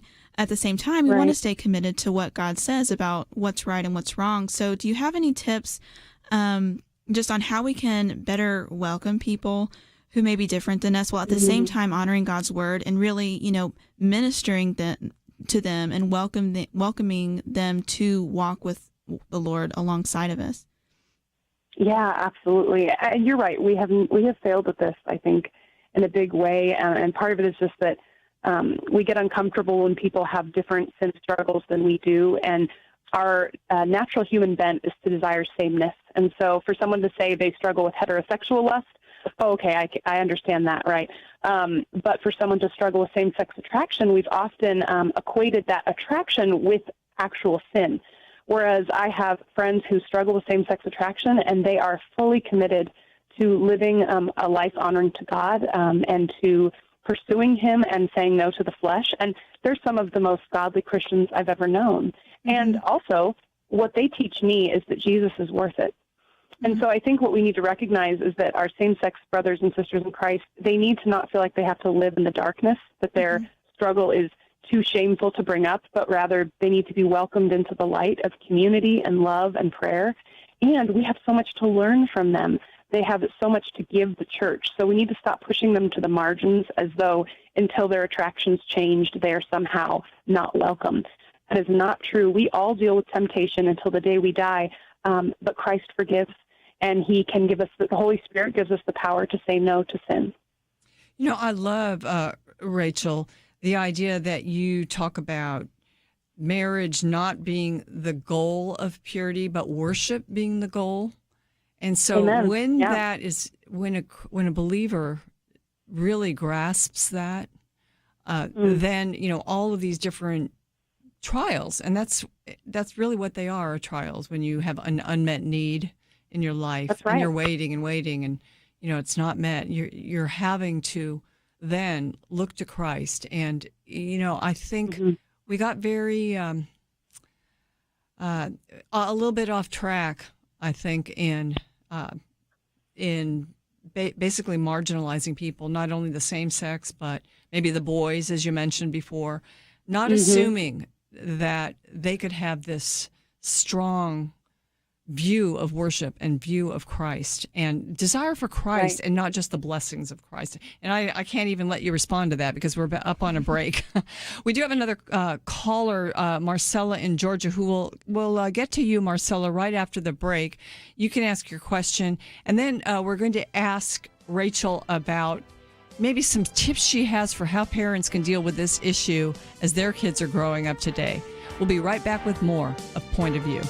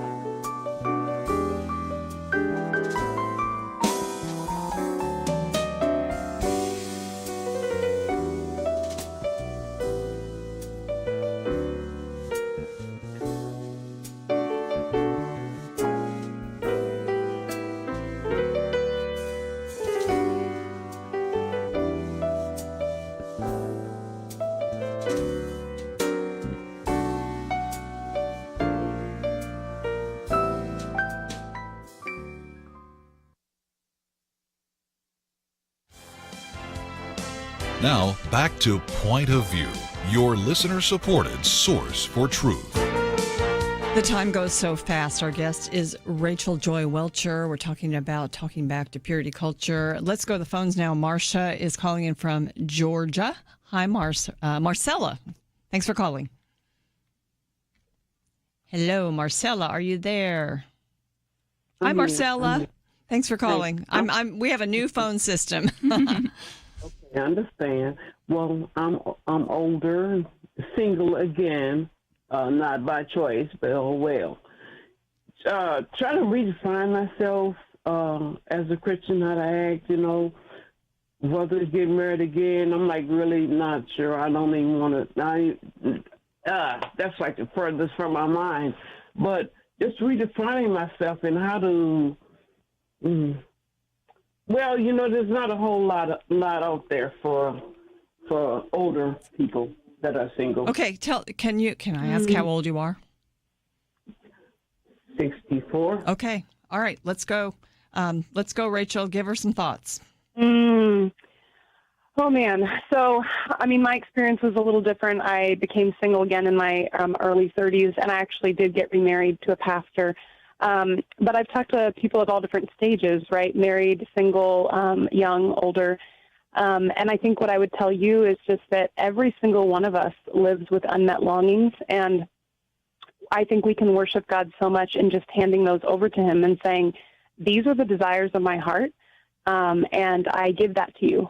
Thy will be done. And that's so hard to do because, like right now, I would love to be blessed with children, and I don't know if that's going to happen, but I just keep giving that to God and saying, here's my desire, and thy will be done. And I don't think it's impossible for you to find love again at all, but it's also not a promise. And so it's very hard to live with that unknown, but I think we can honor God so much in the in-between and in the unknown by saying, thy will be done on earth as it is in heaven.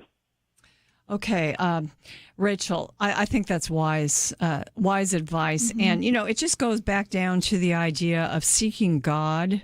And, right. We are blessed with so many things. Marriage is such a blessing, and right. children are such a blessing. But I think the great thing to communicate to our kids as we're raising them in this world, and also to remember ourselves as we go through things, is we seek God, and then we allow him to bless us, and we thank him, and we're grateful for those blessings. The minute we turn the blessing into an idol, we're in trouble, aren't we? Right. And blessings look different. I think that's something else we have to recognize is that for some, maybe lifelong singleness is a gift because of what they can pursue for the Lord. And for others, having a bundle of children, is their gift and their blessing. And we don't always know which blessings God's going to give us, but we know that he is with us no matter what. I mentioned to you that I thought some of the parts of this purity culture were a bit gimmicky, but I still had the concerns. And I think what happened in our home was I had 2 boys and then a girl, and it was a little harder with the boys. But the conversation, once I got over the fear of talking about this with my children, the talking and the lines of communication opened up, especially with my daughter, and that is what that's how kind of it went for the years of my children's adolescence. So can you just help people with some tips and ideas how to deal if we don't want to do these gimmicky things, we don't want to hurt them by trying to help them. Right. So what do we do? Right. Well, I'm not a parent myself, but I taught high school English for 10 years. And one of the things I talk about in my book is that to reach teenagers, this is just a real practical piece of advice that I would often use as a teacher, but start where they're at. So what are they watching on TV? What are they listening to on the radio? Take that song, those lyrics, or that TV show, and use that as a bouncing off point because they're already interested in it, right? And it's a little bit distanced from their own personal life. So it takes the context a little further out, makes it a little less like you're pointing a finger and saying, let's talk about, what you're doing. You say, okay, so how do they depict sex or men and women in that TV show? Let's talk about the characters. I found that was a really great jumping off point to talking about more serious things when you start with a pop culture artifact that they're already interested in. And beyond that, I think one thing we really need to be careful of is teaching our kids that sexuality itself is sinful. We need to remember that God created us as sexual beings, and he called that creation good. We can absolutely use our sexuality in sinful ways, and we can distort God's good gift. But our children need to know to expect their sexuality, that it's coming, and that it's not wrong to feel those things. It's not wrong to have longings. It's rather what we do with those longings and those sexual feelings that matters. That's great advice, Rachel. And so just continuing on that, we've been recommending your book, Talking Back to Purity Culture, throughout this hour. I've recommended it to a lot of friends. But one thing you actually warn about in your book is that the answer isn't another book to just slide under the door for a teenager. You really talk about, the power of community and having those open lines of conversation like Penna was saying. So can you talk to us about why community within the church especially is so important for talking about these kinds of issues. Yeah, I think what happened during the purity culture era is that our conversations about sexuality were very segregated. So it was just a bunch of teenagers in a room, or maybe you have a marriage seminar for married folks. Singles and marrieds weren't learning from one another and realizing that they had things in common, that we all have unmet longings. Older people weren't learning from younger people, and younger people weren't learning from older people. And we were talking about these things or reading these books in isolation. And so when you read in isolation, when you slip that book under your teenager's door and hope it takes care of the conversation, you don't know how they're internalizing those messages. And so one of the things I point out in my book is that I don't want people to read my book alone. I have discussion questions at the end of each chapter, and it's really important to take those questions into community, your small group, your Sunday school class, a group of friends. And I actually advocate for mixed gender conversations. And what I don't mean is having these sexy, tittillating, oversharing conversations, but rather recognizing that this is something we all have in common. We are created as sexual beings, and these are things that need to come out of the darkness into light. And we need to be able to pray for one another and talk to one another about these things, about how we view men and women, about how we view marriage or virginity or the pursuit of purity. These are conversations we need to have in community. And I think there's a way to do it and honor God. Right. I think that's really great advice. And yes, there are some great discussion questions here. And talking back to purity culture, that if you decide to get this book, which I highly recommend, you can follow those, and it'll be a great resource for your community. So I'll let Penna lead us out here in a minute. But before that, Rachel, can you just tell us where we can find out more about you and your writing, and where we can find your book?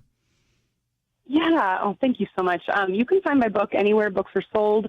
It's on the InterVarsity Press website. It's on Barnes & Noble and Amazon.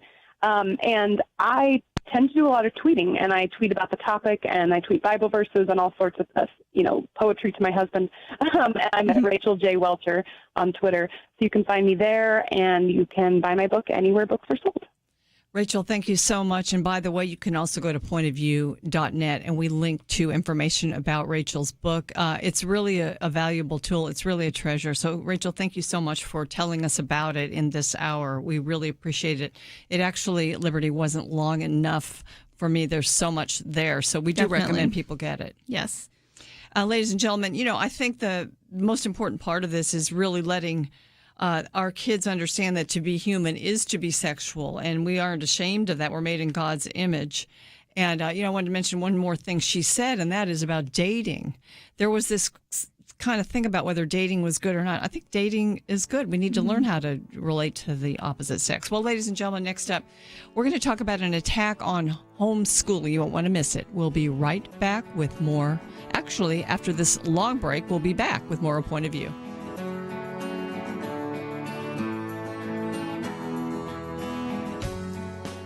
Having civil conversations about important issues seems to be harder and harder. Various media outlets tell people what they should believe, why they should be outraged, and getting people to actually think, well, it can be difficult. Whether it's the gospel, tax issues, social policy, or just about anything else, you need to have solid information and clear thinking to address the hard issues. You need God's truth applied. And that's what you get in less than 2 minutes with Point of View's Viewpoints Commentary, a daily resource to help you be informed and think through the things we need to be talking about. It is free and will arrive in your inbox each day when you visit pointofview.net/signup. Sometimes we know we should say something, but we're silent because we're not quite sure what to say. Viewpoints Commentary can help you break the silence and change the narrative. It can make you a more equipped agent for truth. Get your free subscription to the Viewpoints Commentary at pointofview.net/signup. pointofview.net/signup. Point of View will continue after this.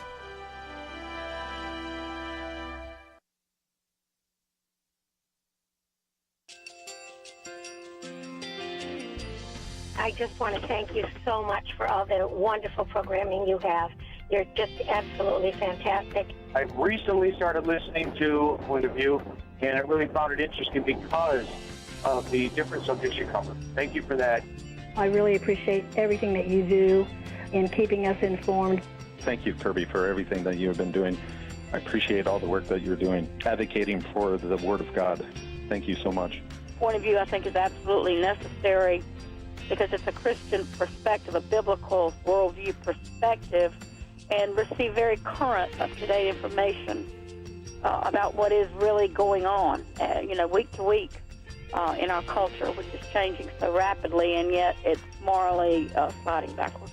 Yeah, I'm just, first of all, I thank you guys. Y'all's program is wonderful, and enjoy it every day. I learn so much every time I listen to it. Point of View Radio Talk Show.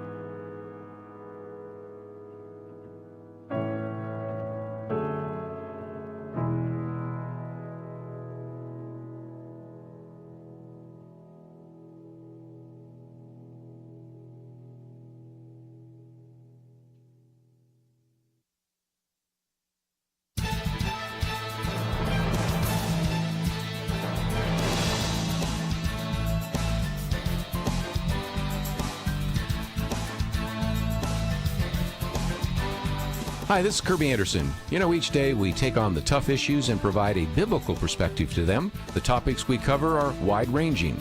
Apologetics, theology, prophecy, creation and evolution, intelligent design, marriage, family, child-rearing, the millennial generation, friends and society, politics, economics, business, religious liberty, the Constitution, public policy, foreign policy, military policy, tensions in the Middle East, abortion, homosexuality, pornography, sexual ethics, media, technology, history, and America's godly heritage.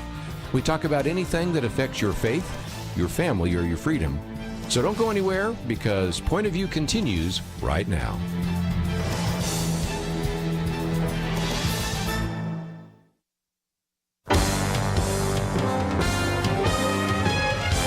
Across America, live.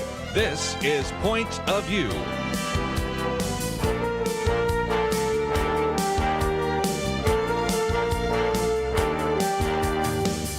And now, Penna Dexter. Welcome back to Point of View. Thank you so much for sticking with us. It's been a program where we turned a bit away from current events and talking about the thoughtful ways that parents can decide how to raise their children.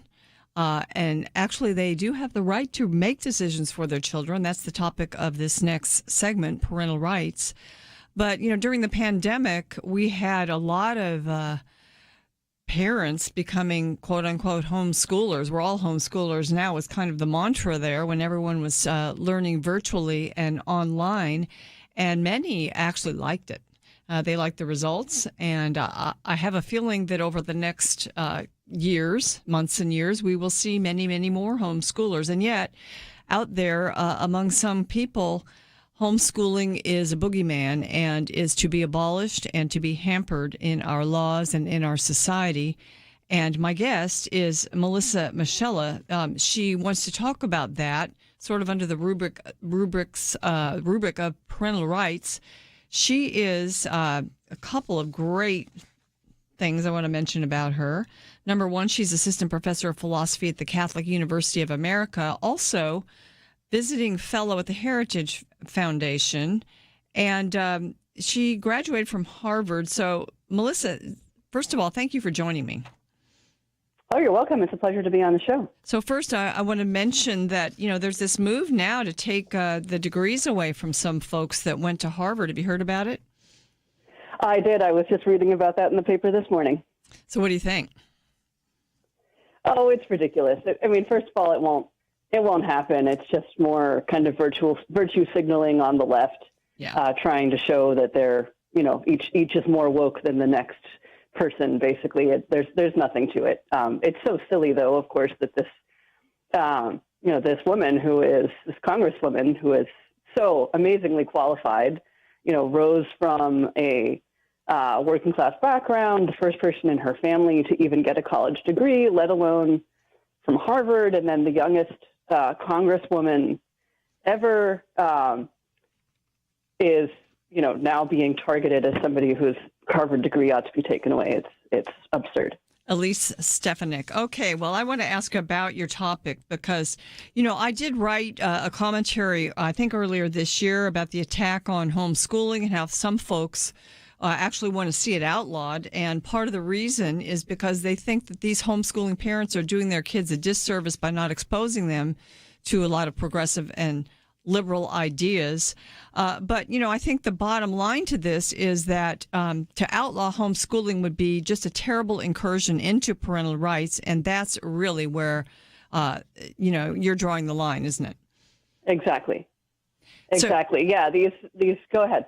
Well, I was just going to say, we've posted your piece at pointofview.net. So this is something, it's extensive and you'll want to read it after the interview. But I just want you to kind of jump in and tell us about how foundational parental rights are and why, allowing any diminishment of that is so bad for America, really.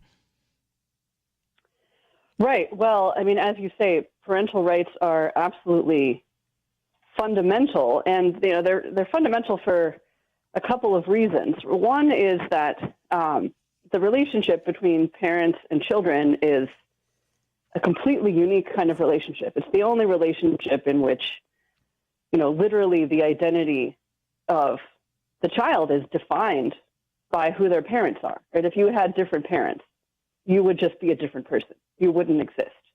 That is, that's true, obviously, in the strongest way for biological parenthood. Obviously, for adoptive parents, there's a deep, moral and social influence and psychological influence in the lives of their children. But, in the kind of normal case, parenting begins with biology, right? With actually, conceiving your child and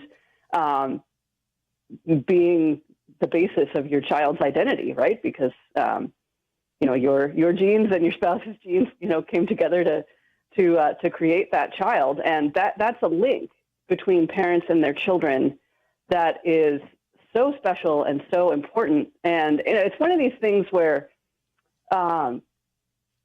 it's so obvious that it's hard to explain why it's the case, right? I mean, if you ask somebody, why should you get to bring your own baby home from the hospital? And they say, well, of course I should be able to bring my own baby home from the hospital, right? But why?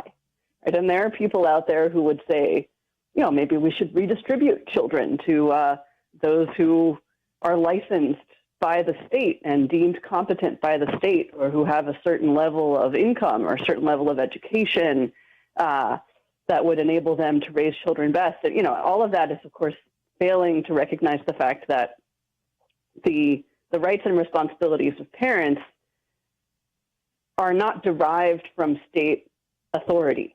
The rights and responsibilities of parents are natural. They come from that unique parent-child relationship, and they correspond to the specific needs of children as well. Obviously, there could be cases where, for whatever reason, natural parents are not able to raise their own children, but we see that in those cases there's an objective loss, right? There's a kind of loss in the ability of the child to understand their ancestry, to understand their identity, to understand where they come from. And, in cases of adoption, very often children struggle psychologically with the worry or the sense that they weren't good enough, that they were abandoned, that their biological parents didn't love them, didn't care about them. And what we find in cases of open adoption, where there could be some contact or at least some knowledge of the biological parents, that this is often very helpful for children, because they can learn, it's not that my mother didn't care about me, it's that she cared about me so much that she wanted to give me a better life. It's because she loved me, right, that she placed me for adoption. And, only when children, to the extent that children can understand that really helps to heal those wounds. So let me jump in, because we're coming up on a break real quick.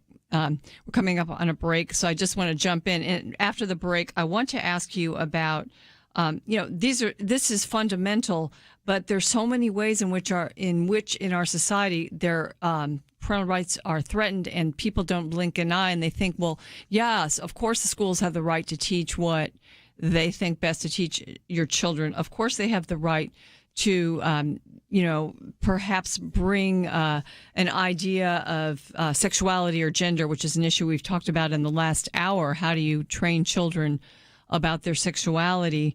And the state's right to do that is more and more being assumed. And I think that's because people don't have a good understanding of how foundational and basically, you say, pre-political parental rights are. So we're going to talk about that after the break. Ladies and gentlemen, I do want to point you to pointofview.net, where you can find the picture of Melissa and also her article, which is quite informative and helpful. So stay with us. We've got a lot more here on pointofview.net right after this.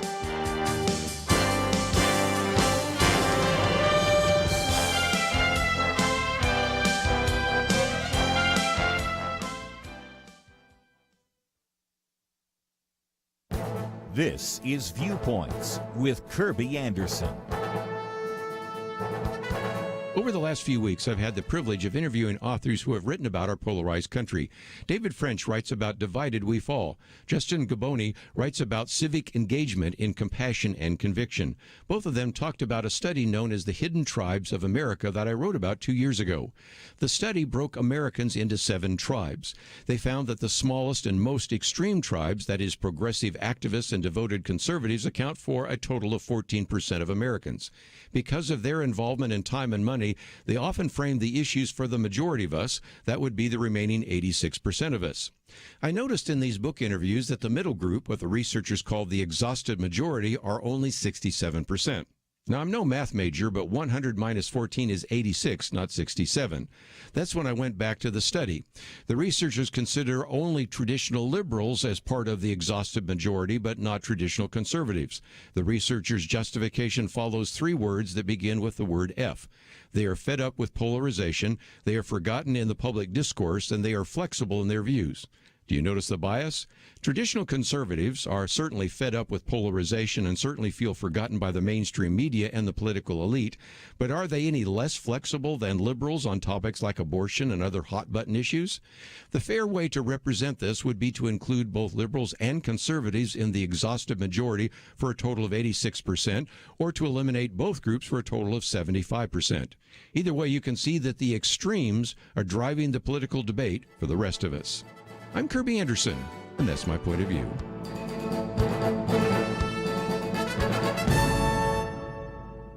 For a free copy of the booklet, A Biblical View on Pornography, go to viewpoints.info/pornography. That's viewpoints.info/pornography.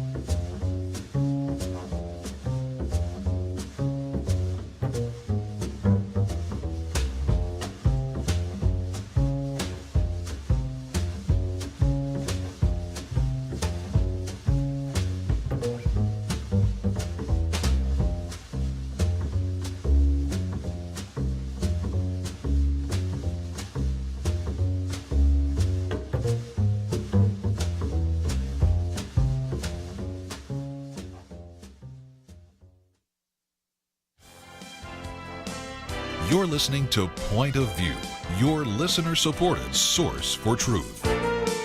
Welcome back to Point of View. My guest is Melissa Moschella. We are talking about parental rights, and especially as it relates to homeschooling, but there's so much here. Melissa, I just want to ask you if you'd possibly be able to stay with me for another 15 minutes or so after this segment, just to add on about 15 minutes, because I'm afraid I'm not going to get to everything I want to get to. Do you have the time? Sure, that's fine. Oh, great. Fantastic. Well, let me just go, since we're kind of relating this to homeschooling right now, a lot of parents like the idea of homeschooling or perhaps private Christian schooling because they find their parental rights are threatened in the public schools, and it has to do with the areas of what they're taught about sexuality, medical decision-making, in a sense, things being done without the parental knowledge or consent. And of course, this whole gender agenda is out there, and this is a big factor in parents just not feeling comfortable in public schools anymore. Yeah, that's right. So obviously it varies from district to district and school to school, but you know, the aggressiveness of the sex education curricula and the push for the kind of normalizing of same-sex romantic relationships and transgender identity, it's just gotten to be extremely bad in many schools. I heard one parent saying that in their school, I forget what age the daughter was, but, maybe first grade, second grade, and the girl came home and she said, "Oh, yeah, Mommy, what we learned in school was that gender is a spectrum, and the spectrum, is this, boys do this and girls do this, or, males do this, females do this." And then we were encouraged to, put ourselves along the spectrum wherever we felt that we belonged. And, of course, all the boys went to the boy side of the spectrum of the line, right? And all the girls went to the girl side of the line. And the teacher encouraged them, saying, oh, no, come on. I'm sure some of you are at least in the middle until you think you're over here. I mean, literally kind of encouraging this gender confusion in very, very impressionable children. And, now we find that extremely troubling phenomenon of rapid onset gender dysphoria, where, as the name indicates, as opposed to the situations where you have, a kid confused about their gender, beginning at a very young age and persisting through adolescence, you have a situation where, say, a 14 or 15-year-old out of the blue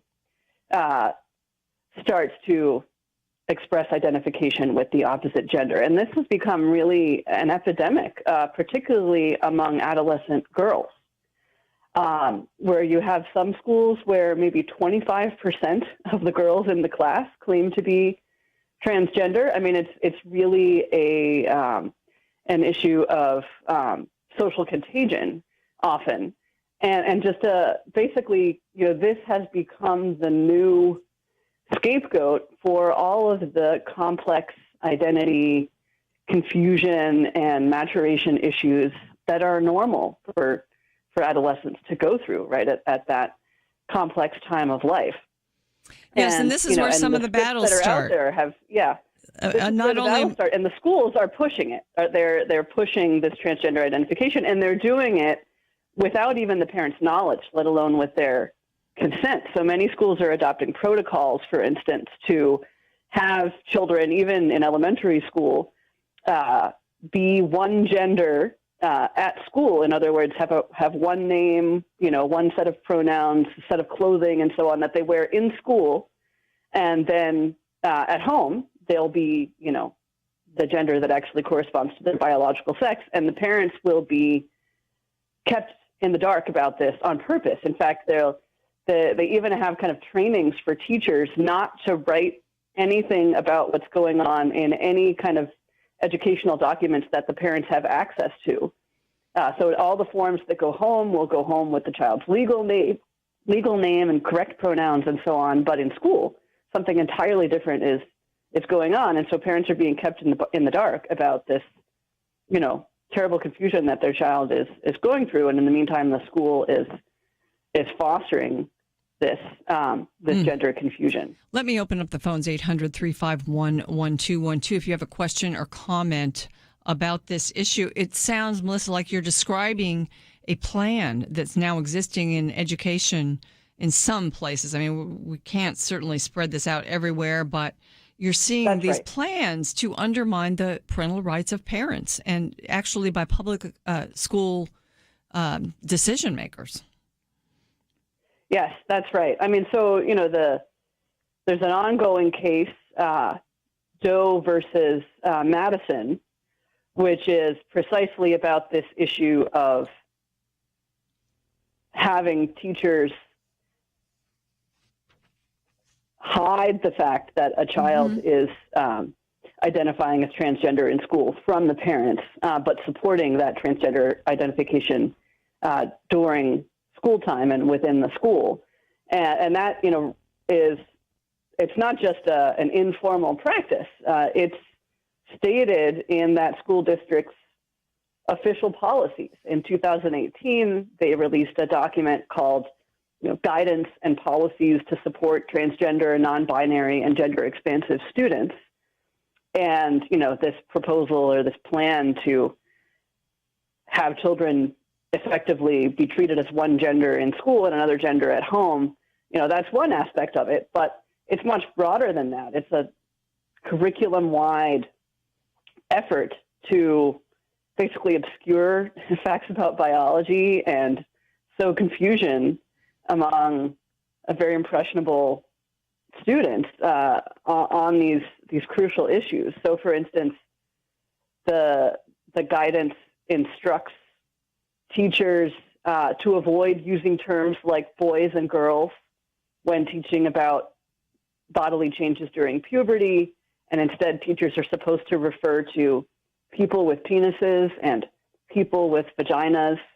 and other things like that. Again, sort of implying that there are, girls with penises and boys with vaginas and so on, which is, of course, complete nonsense biologically and ought not to be taught in any school that wants to teach children the actual facts about their bodies and their biology and how their biology works. But biology plays no part here. It's just ideology being foisted on these students, again, without generally even the knowledge of parents, let alone their consent. Michelle, do you worry about this? Because I know that this idea of gender and how you think about gender was a ping pong ball, and President Trump sort of took the onus away from an Obama guidance about bathrooms and other facilities, took it back, but now we've got a new administration coming in. So what do you see coming? It does not look good. President-elect Biden has really pledged himself to the LGBTQ cause and is clearly hoping to go back to and actually likely even expand on the kind of Obama-era guidance, which really just attempts to proliferate this kind of confusion. He says that one of his legislative priorities, for instance, is the poorly named Equality Act, which, among other things, it will expand the meaning of the term sex in all anti-discrimination laws to include gender identity, and that's going to mean things like anybody who claims to be of the appropriate gender can use, the bathroom of that gender regardless of their external appearance.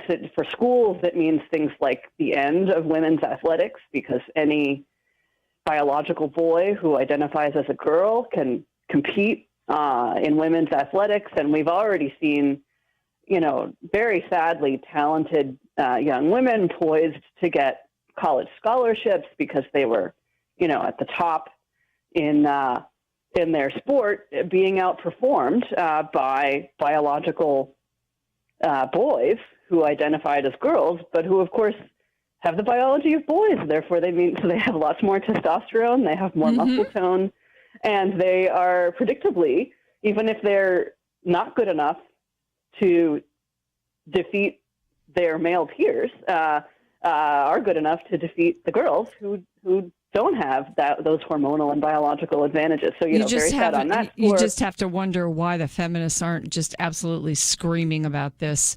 Ladies and gentlemen, a lot of them are, actually. Yeah, some of them are. A lot of them are. That's right. So that's, dividing the progressives in a good way.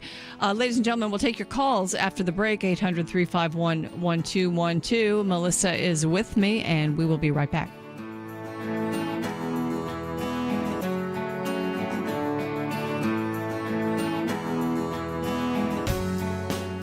We live in a digital generation. Point of View is reaching this often overly plugged-in generation with truth. You can keep up with us 24 hours a day using your phone, your tablet, your laptop, or your desktop. Search for the Point of View Radio Talk Show on Facebook, where you can keep up with today's issues, learn about current and upcoming guests by liking us on Facebook. Also, follow us on Twitter. Our handle is @Point of View RTS. That stands for Point of View Radio Talk Show. Learn, interact, make a difference with Point of View using new media. And here's one way you can make a big difference. Help us increase our reach by spreading the word among your friends. Share a Facebook post. Tag us in a tweet. With enough joining us to plant seeds, we'll see a tremendous harvest. Come on, it only takes a minute. Search for Point of View Radio Talk Show on Facebook, @Point of View RTS on Twitter, and subscribe to the Point of View Radio Talk Show channel on YouTube. Learn, interact, share. The Point of View Radio Talk Show. Point of View will continue after this.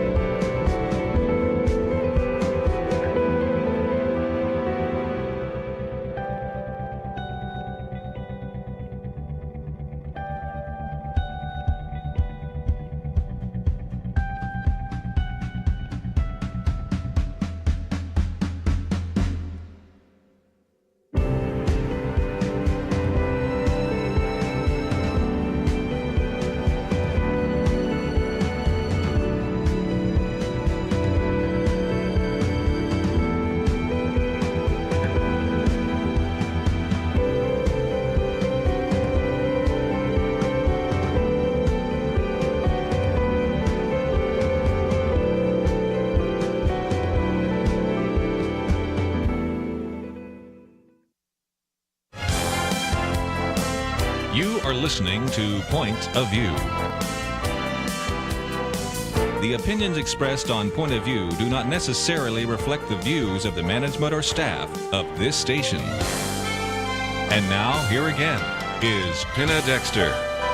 Welcome back to Point of View. We are talking about parental rights, especially from the standpoint of education and even more specifically, homeschooling. My guest is Melissa Moschella, and she is a professor at the Catholic University, actually assistant professor of philosophy at Catholic University of America, and also visiting fellow at Heritage Foundation. And her piece is posted at pointofview.net. I want to go to the phones, Melissa. We've got a caller, Sarah, in New Hampshire. Sarah, thank you so much for calling in. Hi, Sarah. Are you there? How are you doing? Great. Yes. Can you hear me? Yes. I was wondering if I could I would like to make a comment and then ask a question, if that's all right. Go ahead.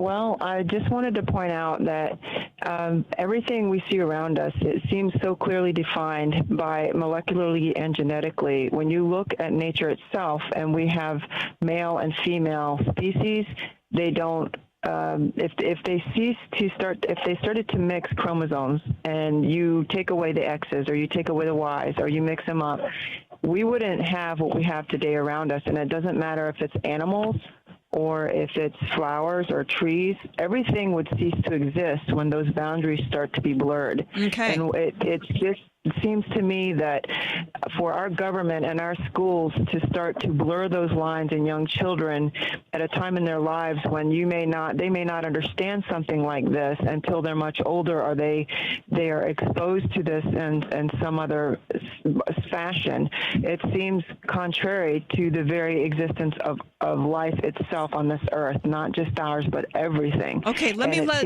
Melissa comment on that. Melissa?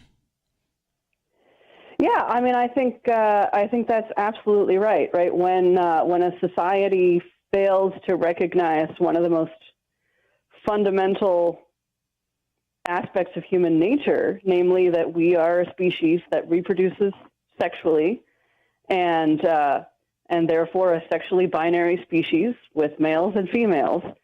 It's such a basic truth, and if to the extent that we lose sight of that, I mean, it's really a threat to the continuation of our civilization.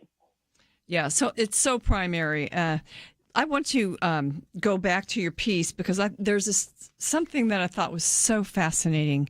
You talk about a metaphor from Thomas Aquinas, a spiritual womb. And can you just describe for us the way that this kind of encapsulates the rights and responsibilities of parents to raise their own children? Sure. So Thomas Aquinas is trying to kind of explain why he thinks that there's a natural right, or that, in his words, it's an element of natural justice that parents should be able to determine the upbringing of their children, including obviously their children's education, particularly their moral and religious education. And he argues that, just as it's natural for a child to be gestated in the physical womb of his or her mother, it's equally natural for the child to be raised to maturity within the spiritual womb of the family. So the family is just kind of like a continuation of the physical womb. And if you think about it, right, we human beings are in some sense, compared to other species, born premature, if you will, insofar as we have a very, very long period of maturation that's required after our physical birth. And part of the reason for that is that it's necessary for us to have a long period of development, particularly at the time when our brain is rapidly developing, right, in our early years, to have that period of development within a setting of social relationships with other human beings, because then we're able to learn language, we're able to begin to learn moral values, all of these things that are happening ideally within a kind of stable setting of the family. And so if you think about it, right, that spiritual womb is also kind of a nice metaphor for a sphere of authority, a kind of protected sphere within which children can grow to maturity, and until they reach the point where, as adults, they're able to interface more directly with the larger community. Now, obviously, this, maturation and ability of the child to interface with the larger community takes place in stages. But the point is that until the child is really mature enough to direct his or her own life, it's the parents who, within that spiritual womb, are the ones who have the authority and the very weighty obligation to make those decisions on behalf of their children and to train their children ultimately to be able to make those decisions for themselves in, reasonable and prudent ways. And when the state tries to encroach on that, when the state tries to second guess parents' judgments about what's in the best interests of their children, be it in the educational realm or the medical realm, if the state is doing that outside of, clear cases of abuse and neglect, they're basically intruding upon this protected sphere of authority. In a way, it's kind of like one country intruding on the internal affairs of another nation and saying, well, hey, France, we don't like the way that you're treating your citizens here. We think this policy is harmful for them. We're going to come in and take over and, and force you to have this policy for your citizens, or, force your citizens to do this directly because we don't think that you're making good decisions on their behalf. I mean, obviously in international affairs, we wouldn't stand for that. Well, there's something analogous going on when the state tells parents, well, we don't like the fact that you're, failing to provide quote unquote comprehensive sex education within your homeschooling network or within your private school. So we're going to come in and force your child to be exposed to these things by forcing them to go to the public school or forcing them in some other way to be exposed to these ideas, even if you think it's bad for them. So Michelle, when we started talking about homeschooling, we started this whole conversation with that. So can you bring this around to now why the government or why certain progressives are so threatened by homeschooling? It seems to me as an extension of that family sort of protection around the child. Homeschooling can be that, or at least a tool of that. Right. So you have a lot of recent articles by prominent scholars, legal scholars, political theorists, saying things like, either homeschooling is harmful to the well-being of the child because it prevents the child from having exposure to a broad diversity of viewpoints that will enable that child to make autonomous decisions about the direction of their life in the future, and usually, kind of together with that, the homeschooling is sheltering this child from diverse viewpoints and therefore breeding a kind of intolerance and incapacity to deal with the pluralism of our society and the diversity of our society, and therefore that this is a kind of threat to democracy in the future, a threat to the ability of these children to be good democratic citizens as adults. And the reality is that neither of those things, neither of those concerns hold water when you actually look at the statistics about homeschooled children. I mean, sure, there may be an occasional case where, bad parents are trying to hide the fact that they're abusive by pulling them out of the public school and claiming to be homeschooling them. But that is the rare case. The vast, vast majority of homeschooling parents are precisely the kind of engaged, concerned, conscientious parents that we would wish all children to have, right? They're willing to make great sacrifices to give their children what they believe to be the education that is best for them. And they're hardly, keeping these children in a cocoon. Right. That there's lots of really opportunity. Society. All right, Melissa. In fact, they're more involved in their communities than public school children are, statistically speaking. I think you've made a wonderful case, and it's worth protecting. Let's put it that way. Homeschooling has constitutional basis, foundational parental rights basis, and it's just very well explained in this piece at pointofview.net. Michelle, thank you so much for writing that, sharing it with us, and joining me today on Point of View. You're welcome. And ladies and gentlemen, during the final segment, I'll keep the lines open and take your calls at 800-351-1212.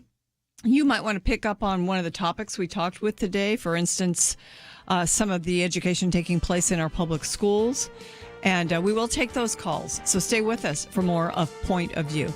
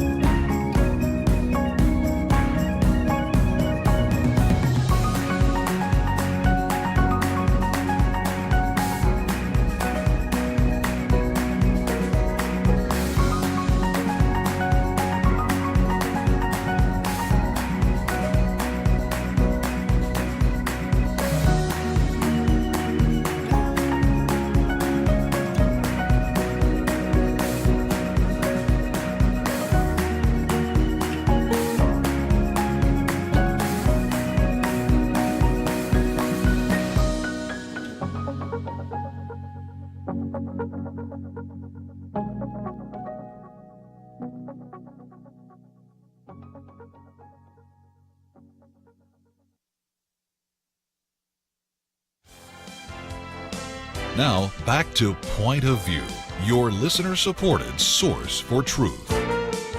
Phones are open 800-351-1212, and you could really bring up anything that you've got on your mind. But specifically, we've been talking a little bit about how to train our children in the area of their sexuality. And, it was the purity culture that we discussed with our guest, Rachel Welcher, and when Liberty McArtor was here in the studio. And then, just going into the area of education, especially public education, what are they teaching kids and with regards to that? I mean, that's a far cry from the concerns of Christian parents and going a little bit too far in a purity culture. It's quite the opposite in the public schools, where some of them are teaching that you are now on a spectrum of gender and you're not necessarily on one end male or the other end female. and we shouldn't even be using pronouns or language that describes someone as male or female, and all of this nonsense is out there. I think it's going to be harder and harder to combat this now with the administration that we're going to have. I even saw that Joe Biden has selected actually a transgender doctor to be the, let's see, what's the title? The Assistant Secretary of Health and Human Services Department. It's Rachel Levine, and she was in Pennsylvania, apparently. She was the top health official of that state. She will now be, I think she has to be confirmed by the Senate, but she will be Assistant Secretary of Health. She's a pediatrician. She'll be the first openly transgender federal official to be confirmed by the United States Senate. So that's where that gives you a hint, perhaps, of what will be required in the public schools. So parents have to be on guard, and sometimes you actually, even though we are trying to describe parental rights and what you have legally, sometimes you actually have no rights. Well, let me take a call. Colin is in Missouri. Hi, Colin. Thank you for calling in. I think Colin is there, and I think it's my fault because I'm still getting used to the new phone system. But Colin, thank you so much for calling in. What's your comment? Yes, I just wanted to say about children in school, if you want a stable child, it has to come from a stable home. And in the Bible, it speaks about be you double-minded. They're teaching to be duals. If they're going to be somebody at school, and then they got to come home and be somebody else, that's teaching them to be two people. Yeah, that's really sad. You know, I'm going to have to let you go because it's got a weird kind of buzz, but the point is good. First of all, parents teach their children one thing, and it's absolutely unconscionable and ridiculous that the schools would be actually treating a child as a different gender than they live as home, and keeping that from the parents. If that was happening, if that's allowed to happen, we're in big, big trouble. And I know it is happening in some places. So that's probably one of the biggest examples of violation of parental rights that I can even think of. Let's go to Sharon now, listening in on GNN in Georgia. Hi, Sharon. Thanks for calling. Hi, thank you for taking my call. And basically, I just wanted to say that I had two children that we started out in public school with them. But when they reached high school, because of bullying and some other things, I had one daughter who, because we taught creation at home, she didn't really want to learn about evolution and so forth, even though I said, well, let it go in one ear and out the other, and you'll be fine. Just go ahead and learn enough for the test. She said, well, Mom, I just can't deal with that. And so because of bullying, I ended up pulling her out of her public school and putting her in a Christian school. And she just flourished. She really did. She ended up making B's all the way through school, getting scholarships, and graduating from a art college, I think you call it SCAD, and has done very well in her field. Well, you know, I think that idea of that the previous caller mentioned of a child having a different role, even a different gender at home and at school, but even to your example where your daughter was taught creation, the biblical account of creation, and then she had to go and, you know, some kids could do it and other kids, it's really a waste of time for them to go and learn something which they think is bunk. And I think that was probably her attitude. So it forced you, and I'm sure it was a great financial sacrifice to send her to a Christian school. It sounds like you're glad you did, though. It was worth every penny. Yeah. Yeah, well, ladies and gentlemen, this is why we've also been advocating for school choice, because parents do have parental rights. They have rights to sort of screen out the objectionable parts of education in many areas. They don't always exercise those rights. Sharon just decided, let's just move somewhere else, and she took her daughter there. Some people fight the battles in the school. I have done that and actually wasn't very successful in doing it. And so, you know, we had to do some other alternatives also. But, sometimes you can go up against the system and you have to get lawyers involved, and it becomes expensive and difficult and hard on the children. But it's a battle worth fighting. Yeah, and, that's why I tried. I spoke to the counselor, I spoke to the teacher, and every time I had a teacher's meeting, because, my child had had ADD on top of everything else. So they'd all line up in front of me. Yeah. You're the only one that feels this way. Did you hear that? But it just felt like I was getting nowhere. So I think the Lord just opened up a chance for her to go to a very good Christian school in this area. And she's just a wonderful mom and a professional woman. She's a designer, and she just does so well. And you're talking about being in many different forms of society, different people, and so forth. She runs into all kinds of people, but it's full of grace that she gives to them. And wonderful. really, Sharon, the proud mother. And that just comes from raising your child and allowing her to have godly influences. So thank you for sharing that testimony. It's very encouraging, especially when we think about what we may be facing in the coming years. So God bless you, Sharon, and thank you so much for sharing that today. Well, thank you for letting me share. Let me take a quick call here from Karen. Karen, you've got like 30 seconds. Can you share what you are going to share with us? Sure. I was just going to say this is kind of an opinion of lots of people here in the United States, especially on the left side, like Bill Gates. One of his main goals is to decrease the population of the world. Well, when you blend the genders together, and that's right. That ends the fertilization. So that's a good way of lowering the population. And that's also why I would never take the vaccine. It's something that he would have his hand in. I mean, that's another one of his methods of decreasing the population, because some of the side effects could be in the fertilization. Interesting. I hadn't thought of that aspect of it. Well, Karen, thank you so much for your call. We really appreciate it. Okay, thank you. Ladies and gentlemen, tomorrow, big day, the inauguration of a new president, a new administration coming in. And we are here at Point of View for you to help you navigate that. And we will do the best that we know how to bring all our resources to bear, to bring the truth to you and to help you understand the truth and share it with others. So that is our goal and our mission. And we thank you for being part of our program today. God bless you. Have a great evening. Thank you, Andrew. Thank you, Steve. And my thanks also to Liberty for co-hosting the first part of the show. Have a great evening, and Kirby will be back here tomorrow. Having civil conversations about important issues seems to be harder and harder. Various media outlets tell people what they should believe, why they should be outraged, and getting people to actually think, well, it can be difficult.